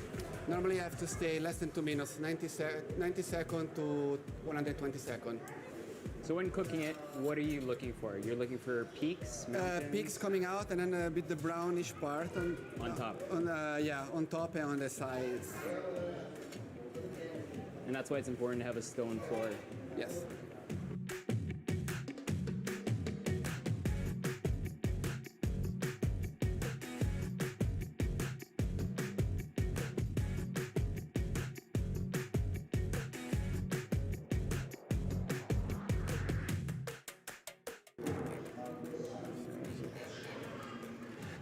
So much better than mine. No, texture's there. I like the semolina because you can actually feel it. That's one of the main reasons why I like using semolina. Because you can feel the taste of it. So today what I'm going to show you is hopefully one recipe that'll work. It's going to be a 24-hour rise. It's going to take quite a while. And the second one I'm going to show you is how to do a 45-minute dough.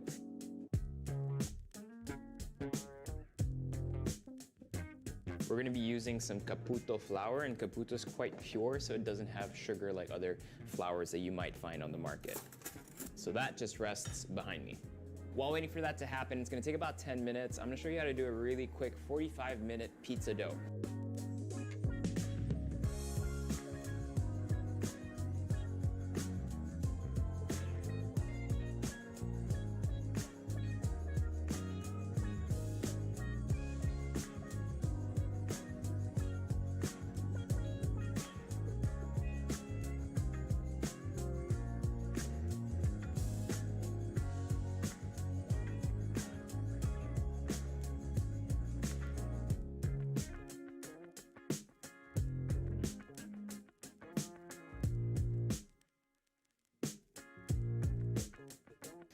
And this should go into our grease bowl one more time, but this time for about 50 minutes, and that should be ready to go and ready to cook. Go ahead and start working on our 24-hour dough.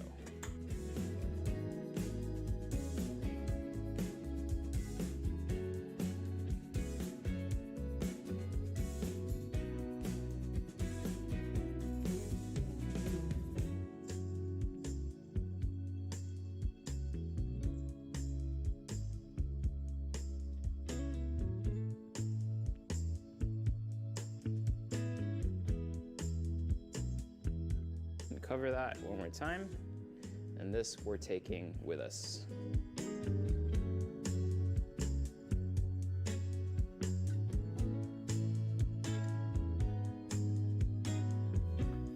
So these go in the fridge, so it's like a delayed fermentation rising, and we'll see these tomorrow. We're in my parents' house right now because I don't have a garden where I can do this. This is a little oven called the Gosney, and it's made for just personal, individual sized pizzas.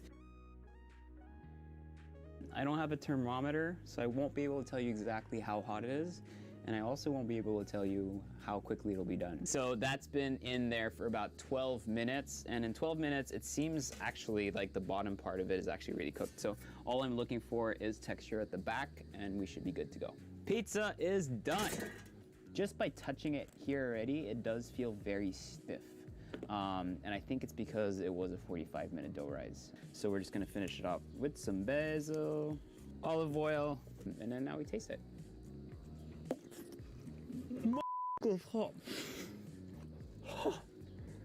Flavor-wise, it's delicious. I mean, it's cheese and it's tomatoes and it's bread, basically. Could it be more airy and fluffy? 100%. The quick fermentation time, the quick rise time does not benefit this pizza at all. But would I eat it if I was drunk? Yeah, I eat everything when I'm drunk. Since everyone is filming and I'll be the one stretching the 24-hour pizza, you guys watch and learn how a pro does it. Bellissima, bella. What are you doing? I'm doing it like the pros in Napoli.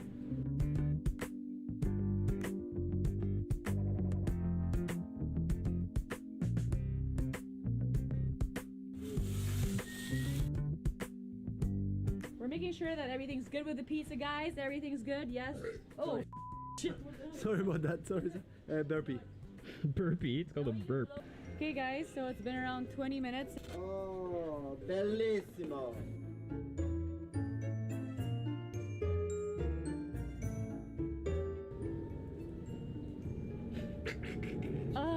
Yeah. Ah.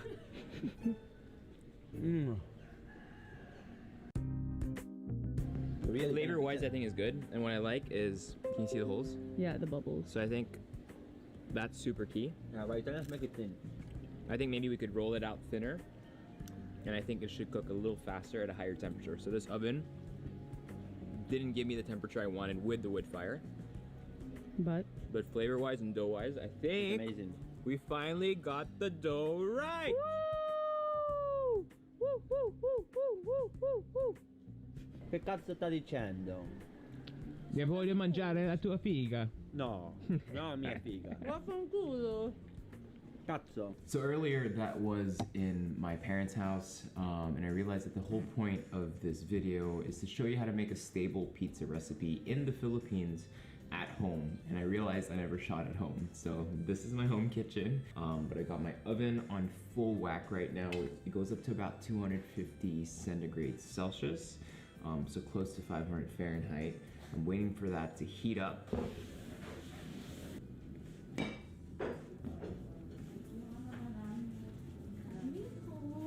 Who took a big pee?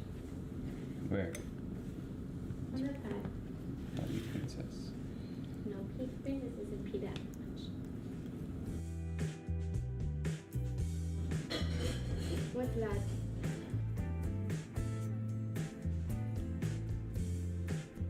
So I just made this homemade pizza, and I'm excited to see how it will turn out in my own oven here at home, because I only do it in Hector 1 at the office. So I'm excited to see how it's going to turn out here at our oven at home. Let's see how it goes. 8:35, so probably give it about 20 minutes, I think, and then let's see later how it turns out. How long did it take? So basically that Just see how long it took. 20 minutes. Okay. So 20 minutes in a home oven setup.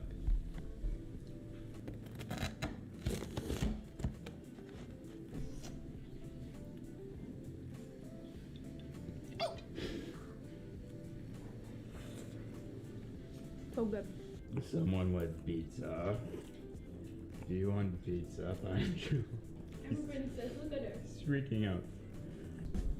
So cook time was longer at home, but it's nice and soft right in the middle where you want it to bend, and it's nice and crunchy in the crust, but it also has those really nice air pockets we were looking for.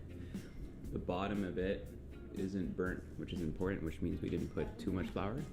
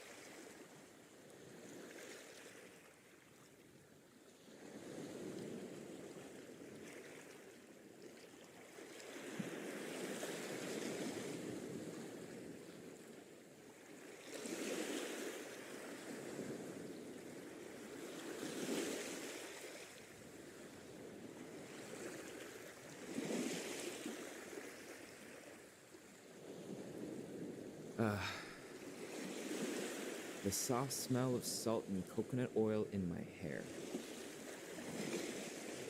Always just enough to send me down a nostalgic journey through years of weekend getaways to white sand beaches and crystal blue waters that our archipelago is praised for. But first... Guys, are you ready for another overnight adventure? We are in Cebu and we're going to Siargao tomorrow. So obviously we have to pass by here. So we thought it'd be a good idea to... Erwin Yves, Shmerwin Yusuf, whatever your name is. Today it's Will's World and we will be going around looking at the food. It's Chibog time and we're excited to eat. And Yuri Buganga is getting really old. They want a fresh new face. This is Haley Dasovich here, and tomorrow is where the fun is really going to start because we're going to Siargao, and I'm a first-timer there. We're going to get some surfing time in, beach bum time, and eat really good food because, of course, we're with Erwan, so that's all we do. Woo, let's go! Welcome to Cebu City, one of the top 5 most populated in the Philippines, probably the second most known to the outside world after Metro Manila, and situated in the Central Visayas region. Now this will be our first overnight episode in the Philippines, and to stay true to the concept, I couldn't go to a place I knew too well. Manila being off the table, I wanted to take you somewhere special, a place I almost want to keep to myself, Siargao. But before getting there, you either have to take a plane to Surigao City, followed by an often bumpy and seasick 3-hour ride on a local outrigger boat, or fly into Cebu, wait a few hours, and catch the 1 or sometimes 2 flights a day to the surfing capital of the Philippines. But we thought we would take the opportunity to show you some places you might want to try out in Cebu City, a great hub of a town for magical destinations, known for its colorful yearly festival Sinulog, celebrating the Santo Niño, handmade guitars, home to Anthony Bourdain's alleged favorite pork dish, and a deep, proud love for the local Visayan dialect and culture. It's considered to be in the province, but that doesn't necessarily have the laid-back, airy feel you would associate with that phrase. It's quickly developing, has close to 1 million people living there, and in some parts, looks like it could be the next Manila. The traffic is real here, so if you're calling port just for a couple of days, stay in the center of town, places next to the IT Park or the Cebu Country Club. However, should you want something a little more figurative of the island you are on, nearby Mactan with all its resorts has some decent beaches. Even though it's emerging quickly, this city has a strong cultural significance for the country. It was the very first Spanish settlement in the Philippines at a time when most of the islands in the archipelago were under various rulers, rajas, chieftains, and datus from various origins around Southeast Asia. This is quickly apparent if you take a quick wander around town, from Magellan's Cross, the Basilica Minor del Santo Niño, Fort San Pedro, and popular trading streets. The ex-Spanish presence is still palpable. The Philippines has been influenced by different colonization eras, occupations, and an openness to the sea on all sides, making it a mix of European, American, and an Asian melting pot.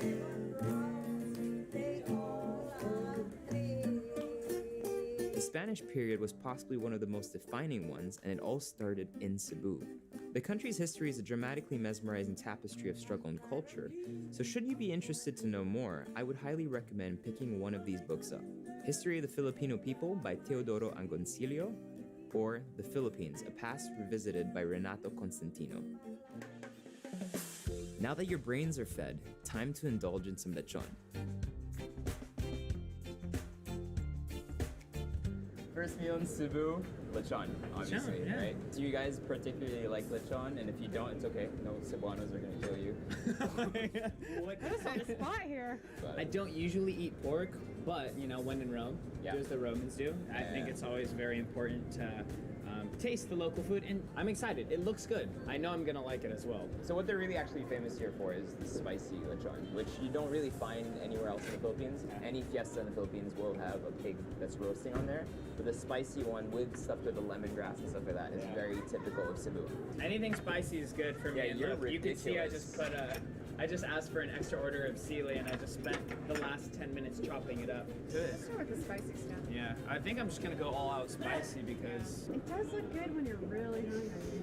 And you go with your hands, yeah. This is breakfast, by the way, for us. Do we like put vinegar in this? Try this, our own version of sukalami. Sukalami. Yeah. Thank you. Salamat. Love that spice. Woo! Oh my gosh. That'll wake you up in the that's morning, nice. baby. Woo! Oh man, that is really good. Let's add some of this stuff. Sukalaman. I love that spice. Sugar naman. Di ko alam kung ano ba to, pero special type because it's something. In Wow. This is delicious. It's good. Yeah. All right, meal number one. Wow. Woo! Not something you want to eat every day, and it's definitely not something you want to eat before going to the beach in Siargao. Yeah. We're rebels like that. Those other places that are usually recommended are CNT Lechon, Zubuchon, Boneless Lechon, Chonas, and Ayers. If food is a fixation in the Philippines, it's a religion in Cebu. There has always been a surprising number of great restaurants here, which makes taking the trip south an immediate pleasure. The Abaca Group has been present for a long time and has opened some stellar concepts like Fat Pho, Maya, Becca, the Abaca Resort, Luncheonette, the Abaca Baking Company, or my personal favorite, Tavolata. We decided though this time around to try out the newcomer, the Pig and Palm. All right, we find ourselves in Pig and Palm. So what you'll find in Cebu, which is really cool, it's like a really up-and-coming cosmopolitan city. So you've got these amazing new restaurants opening up. So right here, it's a concept with local owners, but then where they worked in partnership with Jason Atherton, who's based and who's opened amazing restaurants in Shanghai and Hong Kong. So the food in front of us looks delicious. I'm starving. Like, we ate a little bit of lechon a while ago, but it was definitely not enough. And this right here is my jam. So I like that you can come to the city and have a balance of both casual small plate dining and things like just big chunks of lechon. Get into it, guys. If you've had your fill of pig and want to try out some other local dishes or small eateries, the following come highly recommended. The Sugbo Mercado Pop-Up, Tuslab Bua, Punko Punko sa Fuente, La Lucha Taqueria, Larshan Barbecue for Simple Eats, and STK Tabay. There's also a large variety of street dim sum places thanks to the long-standing Chinese heritage the city has. For coffee, Yoke or 32 Umber would be my fix of choice. After your share of food, head out for some drinks at La Maison Rose to start things off. And then join the Cebuanos in all-night binges at the many bars and clubs ranging from civilized to loud, concentrated around the city center. We had another early flight the next day and the beach on our minds, so we decided to have a short one and catch up on some much-needed rest.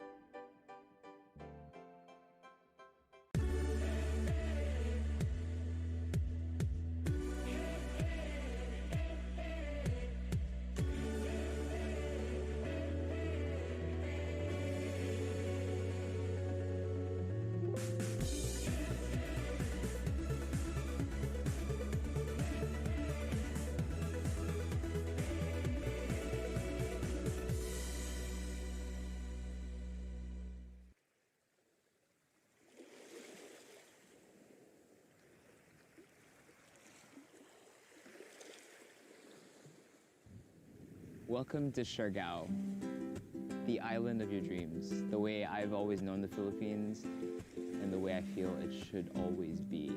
Time just tastes and feels differently here. It almost disappears. I've always believed that time is the common denominator in all our lives. what would we be without the definition of a day? Since the dawn of man, we have acted accordingly to the rise of the sun and have diligently waited for it to set snugly behind the clouds at night. Time is regular, quantifiable, linear, forward-moving, universal, and eternal. It is as familiar as a shadow, always there around you, never dictating your moves, but acting as a constant companion, should you need one to lean on. It is so familiar that you probably wouldn't know how to explain it to someone else. It is innate and believed to be understood. No one has been able to expressly define it entirely. We do know a lot more than before, and what has been agreed upon is that time isn't set at a fixed rate, which means it's not absolute, and that it is actually relative. I'm only attempting to question this concept because, if you're like me, you have experienced moments where you either have too much of it or are scraping by with too little. So what happens when you strip it away and time stands impossibly still? You know what I'm talking about. Those moments when you're running and all you can hear is the beat of your heart, the rushing wind hitting your ears, the slap of your shoes on the pavement, or when you stare unflinching at the person you love, admiring every flaw and freckle. To that time you held a newborn in your arms, finally understanding the power and responsibility of life. When you gaze upon the most beautiful scenery from a mountaintop, shocked by the eternity of the world. Or when you are in the ocean, limitless, weightless, at the mercy of the elements, finally taking time to feel your connection to the world. Touching the sea bream with your fingertips, invisible currents brushing your legs, the rhythmic, undying sound of the waves crashing, and finally understanding what is now.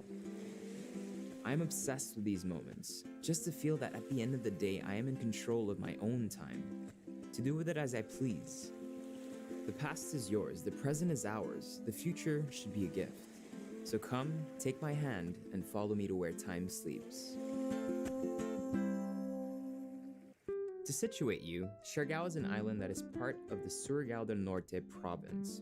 Siargao Island is served by the small yet efficient Sarac Airport, which is about 45 minutes by van away from General Luna, the main town where most of the surfing and tourism activity is centered, and about 30 minutes away from Dapa, the main port and municipality where most schools, universities, government offices, and the only bank in the island, so make sure you bring enough cash to get you through your stay. Most visitors will find themselves staying in the southeast of the island, the area between Union Beach and Cloud 9, where most of the resorts and homestays are focused. Either you are in the midst of it with other travelers having restaurants and facilities around you, or you can make the trek by car or motorbike an hour or two away from General Luna and find yourself isolated, surrounded by nature and fronting the sea. In fact, if the beach is what you are after, you are better off staying in the areas in and around Burgos and Alegria. Just know that whatever you do, the surf is never far away. Some of our favorite places to stay include Bravo, Harana, Hermit's, Siargao Inn, Greenhouse, or Kalinao and Dedon Island if you're looking for higher-end options. These places are run by both a mix of locals from Siargao, people from Surigao and Cebu, or even expats that have called the island their home. Everyone pretty much knows each other, so it'll never be difficult to organize tours or experiences. The most popular ones would be to go island hopping and visit places like Daku, Naked Island, or Guyam, go to the Bucas Grande and Sohoton cave tour, explore the mangroves by Del Carmen on a kayak, and of course, whether you're a beginner or advanced, take advantage of the year-long available surf spots. You could also simply rent a motorbike, a necessity in my eyes to get around here, and just create your own tour. I've previously done all of this and I highly recommend it. This time around though, I wanted to do something different and just drive the coast and see what we could find. You'll never really run out of things to do on the island just because there's so much to do. You could either rent one of these like local boats that we call bancas here with the locals and then go into some beautiful, beautiful islands, pristine beaches. You've got some deep sea surf spots as well that are magnificent. But the one thing that usually people don't do is road trip. I feel like it's so immense and it's so gorgeous and it's so big that it's easy to just rent a car or like this beast behind me and just go around the whole island and see what you can find. You'll just land in places like this where there's literally no one, and then you just have a beautiful beach. You've got some rock pools over here that are not as popular as the previous ones. It's low tide currently. What we're gonna do is just drive around till 3 p.m., wait for the high tide, get the surfboards, get going, and have a good time. So, let's take a ride.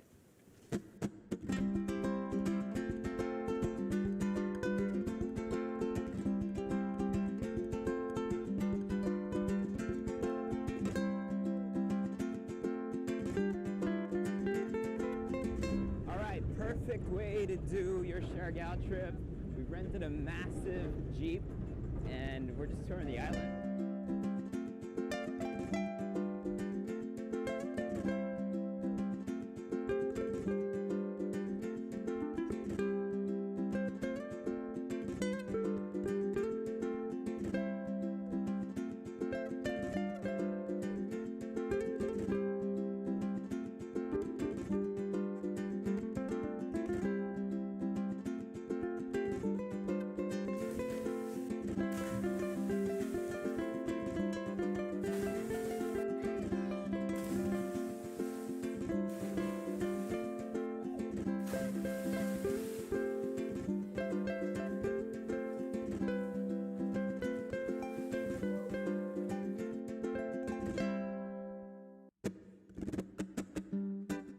All of this moving around, beaching, surfing, and traveling will get you exhausted and hungry.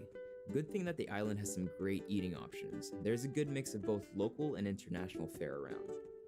Some of the best meals can be made by just buying some fresh fish in the market, going on an island excursion or the beach and asking some help from the locals to put together a quick salad and a ceviche. People have also been known to go spearfishing or hunting for some uni at low tide. Sadly, we were not able to do this, but I definitely will when I come back. Other options include getting up before 5 a.m. to go into town to buy some pan de surf or famous coconut pie, or ordering some spicy sang from Nang Bebe, a delicious spider shell that is cooked with lots of chilies and aromatics, and just enjoying it at home, or trying the various barbecue grills on the main tourism road in General Luna. Harana also has a great variety of Filipino dishes, a delicious kilawin and halo-halo, and a newly opened third wave coffee shop. For international fare, head on to Bravo for some Spanish tapas and smoothies, Shaka for some smoothies and fruit bowls, Miguel's Taqueria for some Mexican grub, Cafe Loca for an after-surf session at Cloud9, Barrel for amazing roast chicken and a garlic rice that'll keep you coming back for more, CFC for some chicken sandwiches, Greenhouse when they have special dinners, and finally Kermit's for the best pizza you will ever have in the Philippines. All right, let's make some pizza. Yeah, let's make do some it. pizza. It's super simple. It's just mixing flour with olive oil, salt, and yeast. It's like doing a little dance, right? Yeah. Kuya, patingin, kasi gusto ko makita kung paano mabilis. Let's fucking fast. Oh, so mushy, cushy. It's not as easy as it looks. All this flour still have to go there, so it's gonna get Hala! All of it? Yeah. No way! Yes. You see, I do work out every day, but it's all fake, you know? It's just for the show. It's not actually for making pizzas and carrying stuff and using forks. So what he's telling me is you have to work the outside gently and smoothly, but you gotta keep this bulge right in the center. So now you put your hands in the middle. Importante talaga, do not break it, but you stretch it. Wow! So according to Parekoy, less is more. Tomato sauce. Yeah. I got excited with seeing all the vegetables everywhere. That's an American pizza, right? Yeah, It's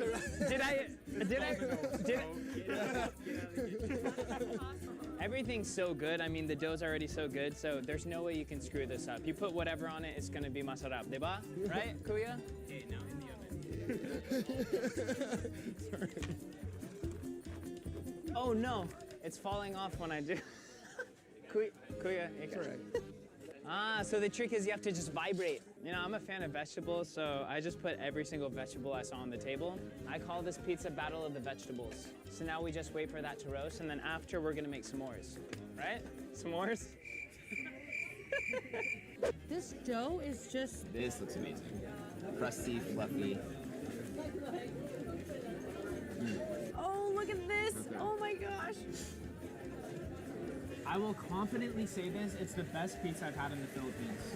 Absolutely. So I said last time too. 100%. This is the best garlic bread I've ever had too, even though it's not garlic bread, it's the best just bread I've ever had. He's dying inside. He's like, did he call my focaccia with garlic bread?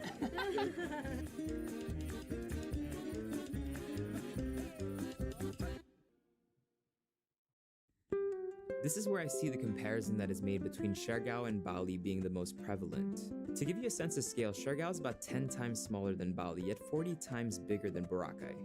These kinds of locations tend to attract a very forward-thinking and creative crowd, which could partly explain all the different kinds of individuals you often see more than once a day, speeding by on their motorbikes. Everyone seems to be so integrated into the local fabric that is weaving the future of this destination.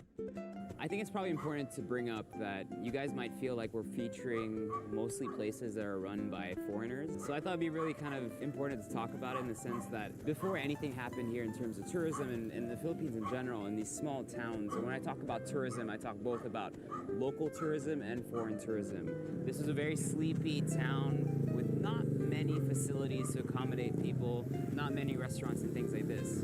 So the first pioneering foreigners, whether they're from Manila, from Cebu, or from outside of the Philippines, that come here and start these different kind of restaurants and bars and resorts and places and hotels, they are actually part of the culture of the island. I feel like these people are the locals, right? They're really accepted by the people who were actually born and live here still, and they're here to make sure that everything just progresses in a very sustainable way. Just talk to any person at the lobby of your lodging or any resident you bump into in the street, and they will let you know where to go at night, who to see, and what to do. From night markets selling only locally grown produce and made crafts to house parties at Gento del Mar and late night revelry in the jungle. Nightlife in Siargao is great. There's something for everyone. You can opt for sunset drinks and call it a night to catch the early waves at the breaking dawn. Or you can move with the crowd as they all go from resort bar to bar until they end up literally in the jungle all together. The Siargao nightlife is absolutely crazy. There's a bunch of like bars to go to, a bunch of places to drink in. And we went to this place called Jungle, and it's crazy. Flashing lights, people having fun, surfers, locals, big mix, cheap beer, good drinks. You should be here right now, right now.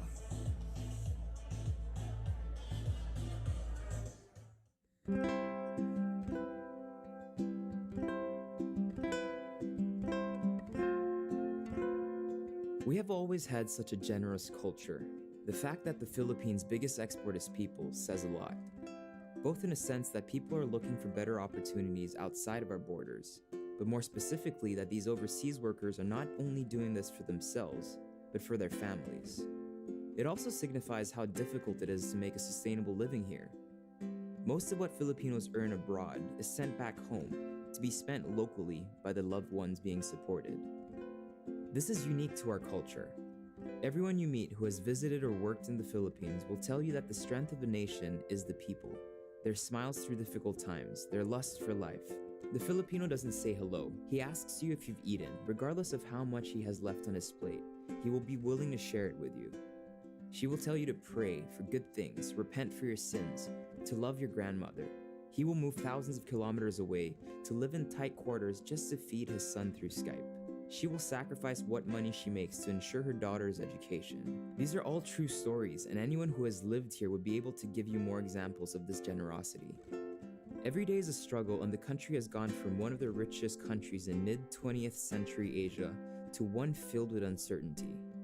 The nation has been dealt with numerous bad hands, from scams to constant corruption, exploitive capitalism, and forgotten infrastructure. We are a strong people. We fight for what we love, what we believe in, and I can only hope that all of us can come together as a nation, find solutions, clean up our past mistakes, and move forward towards what our country deserves. We just need to make it happen for ourselves.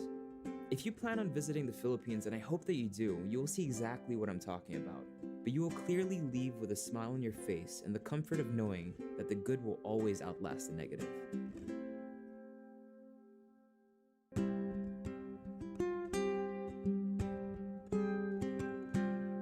When you find yourself with time at your mercy and when you're surrounded by nature, you delve into a naturally pensive state, in tune with your thoughts and emotions. I believe that's why people are attracted to the energy of these kinds of islands and always feel refreshed after a beach trip. Haley went to a commune for yogis and conscious adventurers to get a glimpse of what a retreat here could feel like. So we're here with Louise. Louise, can you tell us a little bit about the place we're at? We are at the Lotus Shores. It's a yoga and surf retreat in Siargao. So you came here 2 years ago? No, my first trip was in 2010, so 6 years ago. Oh, okay. But we only started developing the place 2 years ago. And as a business owner, are you okay with it being a little bit more busy, each year? It's Or how do you good feel and about bad. It is getting busier, noisier, which kind of was like one of the biggest draws of the island, how quiet it was. But there are a lot of people who have moved here who just care about the place that they're moving into and are creating businesses in order to stay here and not creating businesses in order to get rich. Right. So I think it's a good thing.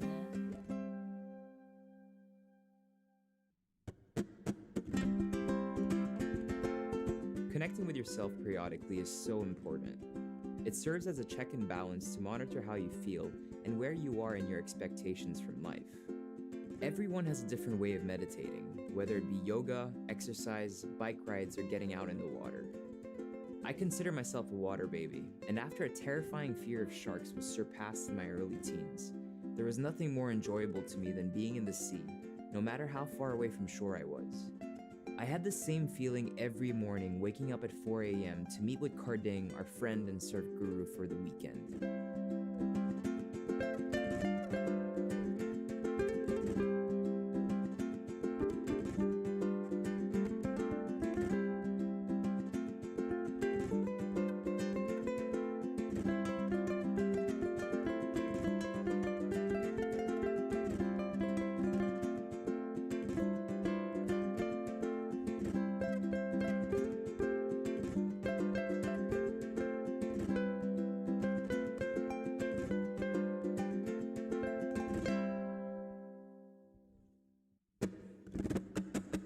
Fun fact, I first came to Siargao in 1998, close to 20 years ago with my family, at the age of 10.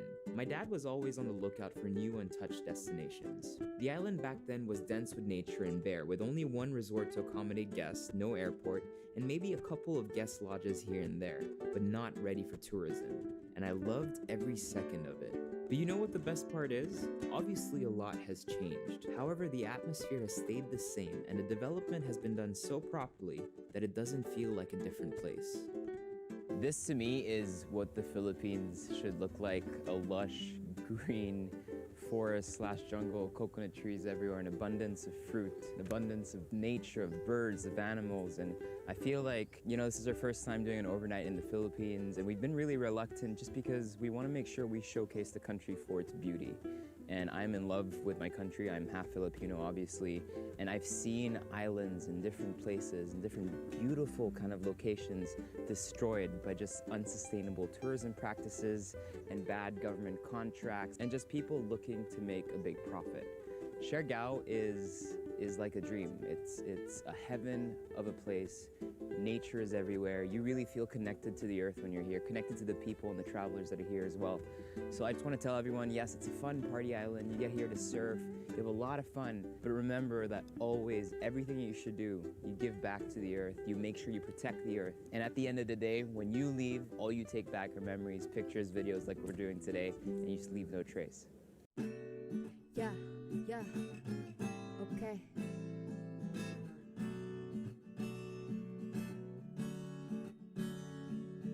I take a look around and I could barely recognize it. All I see now are zip lines and high rises. Possessions so prized they privatized behind eyes. So cables sign the sky for Wi-Fi and high prices. So we introduce spices, set some lights for nightlife. Our cities with new faces be so bright but so lifeless. Once illuminated by the moon but gone soon. Submerged in new waters like rains of monsoons. Towering the cities to places I once knew. POVs of DOT and the places they run to. PHP to USD as the currencies run through. We don't see the bigger scheme and pollution that come to. You see, I want it, no, I want people to see my home. But when regulations neglected and locals are told to go, or when the lands are disrespected, they forget to follow codes. So who's reaping all the benefits? The money come and go. Oh, welcome to the Philippines. They set, welcome to the Philippines. They set, welcome to the Philippines. They set, welcome to the Philippines. So make way for the hotels, those sell, covering the routes that we know well. Oh well, price for the land, take a wholesale, don't tell, make another of them all. Hope it don't fail, grow sales. Cause when they drape the landscape and it's making demands great. Green faces placed on these papers dictating they hold weight. To locals they gave bait to get minimum wage rate just for the sake of making spaces so natives are displaced. The culture's so rich, the food is so pure. I wish these tourists really saw it for its natural allure. 7,000 islands, the water's so clear, but they exploited something beautiful. My people right here, they say it's more fun in the Philippines. The beauty that I know doesn't cost a thing. They say it's more fun in the Philippines, but there's always been more to the Philippines. Welcome to the Philippines. And they said, welcome to the Philippines. Welcome to the Philippines.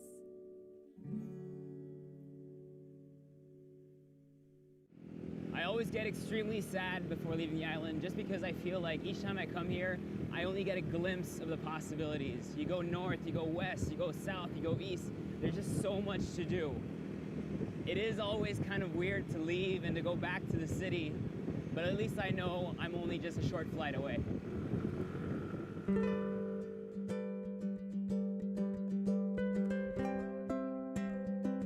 As a nation, we are at the cusp of change. Either we fail or we succeed with only ourselves in our own way. Tumbling through the angry torrent of the water, pulled from all seeming directions by the current, we forget where the air begins and where the water ends. Lost in a weightless motion for a nanosecond that extends a lifetime.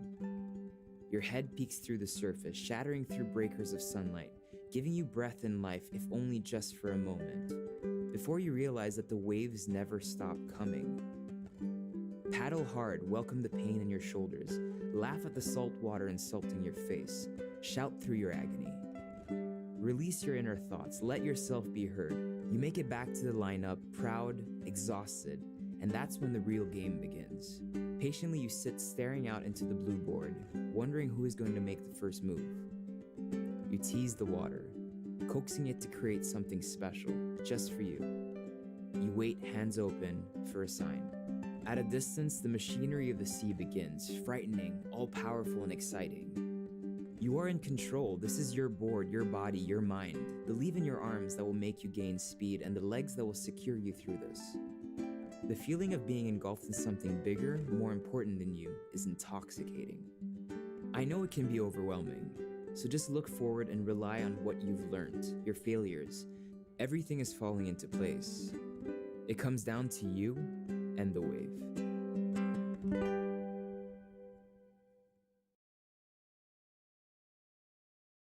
The colors of the rainbow, so pretty in the sky, are also on the faces of people passing by. I see friends shaking hands, saying, how do you do? They're really saying, I love you. I hear babies cry and I watch them grow. They'll learn much more than we'll know. And I think to myself, what a wonderful world. Someday Don't forget to subscribe and follow all my social media accounts. So Overnight was brought to you by our good friends at Cebu Pacific, and here's a quick travel hack to make your travel life easier. You know that person when you're going through security that's always fumbling for things, taking off the belt and the shoes and the jacket and everything? I tell people to always travel hand ready, which means get a backpack or get a bag where you can really reach anything with your hands. That way you don't need to keep things in your pockets. Always travel with pants that don't necessarily need a belt, and travel with shoes that you can just slip in and out of. We've all gone through this. You're sitting down in school, at a desk, the room hums in silence. So quietly that you can feel the glaring pulse of the fluorescence overhead. It's test day, and the teacher paces impatiently, reading the daily, peering over the hems, to ensure that everyone is keeping their eyes in check. Your fellow students are all scratching away at their papers, some with confidence and others in fear, but all with a sense of urgency. You can't help but take a look around, letting it all set in, the confusion of knowing you studied hard yet not understanding certain questions. The way the clock seems to move so fast in such a still environment. and the excitement or fear of not being in control. You check your work twice, never really satisfied, holding on to the hope that you've done your best. Tokyo is the city that you study for before leaving and realize upon arrival that you couldn't have possibly prepared for what is to come. A living, breathing organism that as an outsider you will never truly comprehend.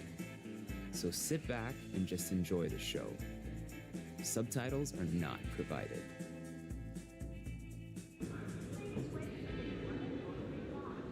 You probably have no idea where I am right now, do you? Well, I am in Tokyo. Welcome to one of my favorite cities in the world. It is just a huge assembly of just every little boy and little girl's dream. It's absolutely crazy, but it can be absolutely serene. And that's why we wanted to start here today, to show you that there are so many different sides and faces to Tokyo. And at the end of the day, it comes down to what you want to experience and how you want to see the city. I love seeing a balance of these kind of beautiful, natural landmarks, and at the same time mix that in with the cacophony of just crazy restaurants and bars and quirky people. Over the next few days, I'm going to show you how confused I get each time I come to the city. I've been here close to 7 times, and I still find myself being absolutely lost in the different kind of districts. There's something for everyone here. I'm just going to show you the way I like to do it. The first thing you need to know if you're planning to spend a couple of days in Tokyo is that there are 2 main airports, Haneda and Narita. You could be tempted to land in Haneda since it's closer. However, the facilities are smaller and getting through immigration here can sometimes be lengthy.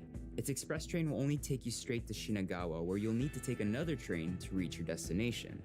Narita, although further, is usually more seamless and has an efficient express train running to the center of the city. If I could choose, I would go for Haneda, but only if the plane lands in the morning or late at night. For both airports, the trains are much cheaper, but aren't necessarily shorter than a taxi ride, depending on the traffic. Close to 40 million people call Greater Tokyo home. Let that sink in. All of Australia doesn't even have that many inhabitants. Population aside, it is almost 3 times larger than New York City. No wonder you will never truly be able to explore it all, even if you live here. Even then, it seems like a gigantic task. When a city is this big, as a tourist, we should focus on where most of the businesses, cultural institutions, restaurants, and activities reside. There are over 20 district wards, and to make it more confusing, these are further divided into districts and neighborhoods. Depending on what your interests are, I doubt that you'll feel the need to visit all of them, which makes your choice of accommodation so key. The way I break it down, if you're looking to shop and stay in a higher-end area, choose Ginza or Omotesando. If history is your thing, position yourself around the Tokyo Station. Go towards Asakusa and Ueno if you're looking for traditional accommodation and experiences. If you don't have much time to spend, search for places around Akasaka or Shinjuku, or around the younger districts Shibuya, Harajuku, or Aoyama. On the other hand, if you're going to be staying in the city longer and want to feel like a local, I recommend Ibisu, the Yoyogi neighborhood, or Meguro. What a stressful first day. Our flight was delayed 1 hour, and then our car ride took about 40 minutes more than it should have. So we were about 15 minutes late for a sushi reservation, which is something that should never happen, and I will tell you all about that experience soon. But we are just now settling in to the apartment. We were supposed to be here at 1 p.m. It is now 10 p.m. So we're literally 9 hours behind schedule, and I am just so tired, man. Oh.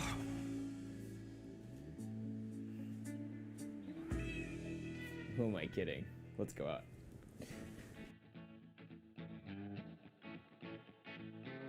You can imagine that getting around a city this big sounds like a nightmare. Taxis can be quite expensive. They usually start around $6 and climb more or less by $1 every kilometer. To give you a sense of scale, the 19 kilometers between Haneda and Shibuya will on average cost you around $80. I usually use them only when the train lines close from 1 a.m. to 5 a.m. Your second option is to walk. The city is very clean and extremely comfortable to walk through, but when the distances between wards can take ages to cover, you're left with your third option, the Tokyo subway. If you've traveled around big cities, the metro can be quite a peculiar place. From street artists to graffiti, wafting unwelcome smells, buskers pushing, shoving, and everything in between. I've had both great and questionable experiences in subways. The one in Tokyo should be a shining example for everyone else. Trains are on time, signs are clearly posted, both Japanese and English come through the PA system, the bathrooms are clean, the food options can be amazing. I've never seen anyone try to get in without a ticket, and the station map covers the whole city. You are never more than a 15-minute walk away from the train station. However, when you look at this map, it can seem quite confusing. When you're deep in the Tokyo Metro subway, I know it might sound confusing, but let me break it down for you. The Tokyo Metro services 179 stations on 9 lines. You can use them all at your own convenience and depending on your itinerary, but the most useful one is the Tokyo Metro. Tokyo Metro has probably the largest network of lines. The subway is so key and so important to getting around. It's just much easier than going on the street, and most of the time it's easier to kind of locate yourself depending on the metro stations that you kind of come down on. They have a 24-hour ticket that you can get, so I used to be that person that used to go to the counter and just buy like single journey tickets, but those things rack up and become quite expensive. So here, just bring your passport to the counter, people here speak English, grab a whole day 24-hour ticket, and you can use both systems that are available to you. Hi, miss. So you have 3 choices that are actually pretty cool. You can do a 24-hour ticket for 800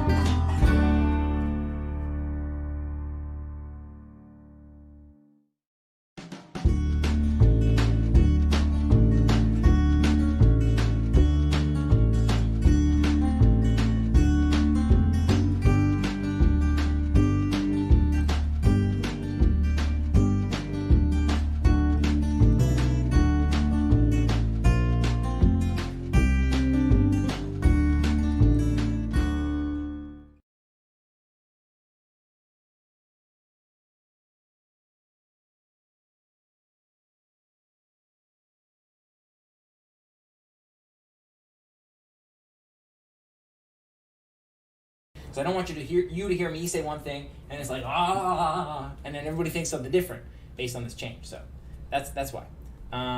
If you're going to say what I think you are, that's not very cool. Well, I don't know what you think I'm going to say. So, are you just like your country? I'm young, scrappy, and hungry. That's right. I'm not throwing away my shot either, Carrie. All right. There you go. There you go. We got some good guesses. Pokemon. Yeah, I'd love to collect some Pokemon. Was there anyone else in the room where it happened? The room where it happened. The room where it happened. There was someone else in the room where it happened. The room where it happened. The room where it happened. I love all these quotes.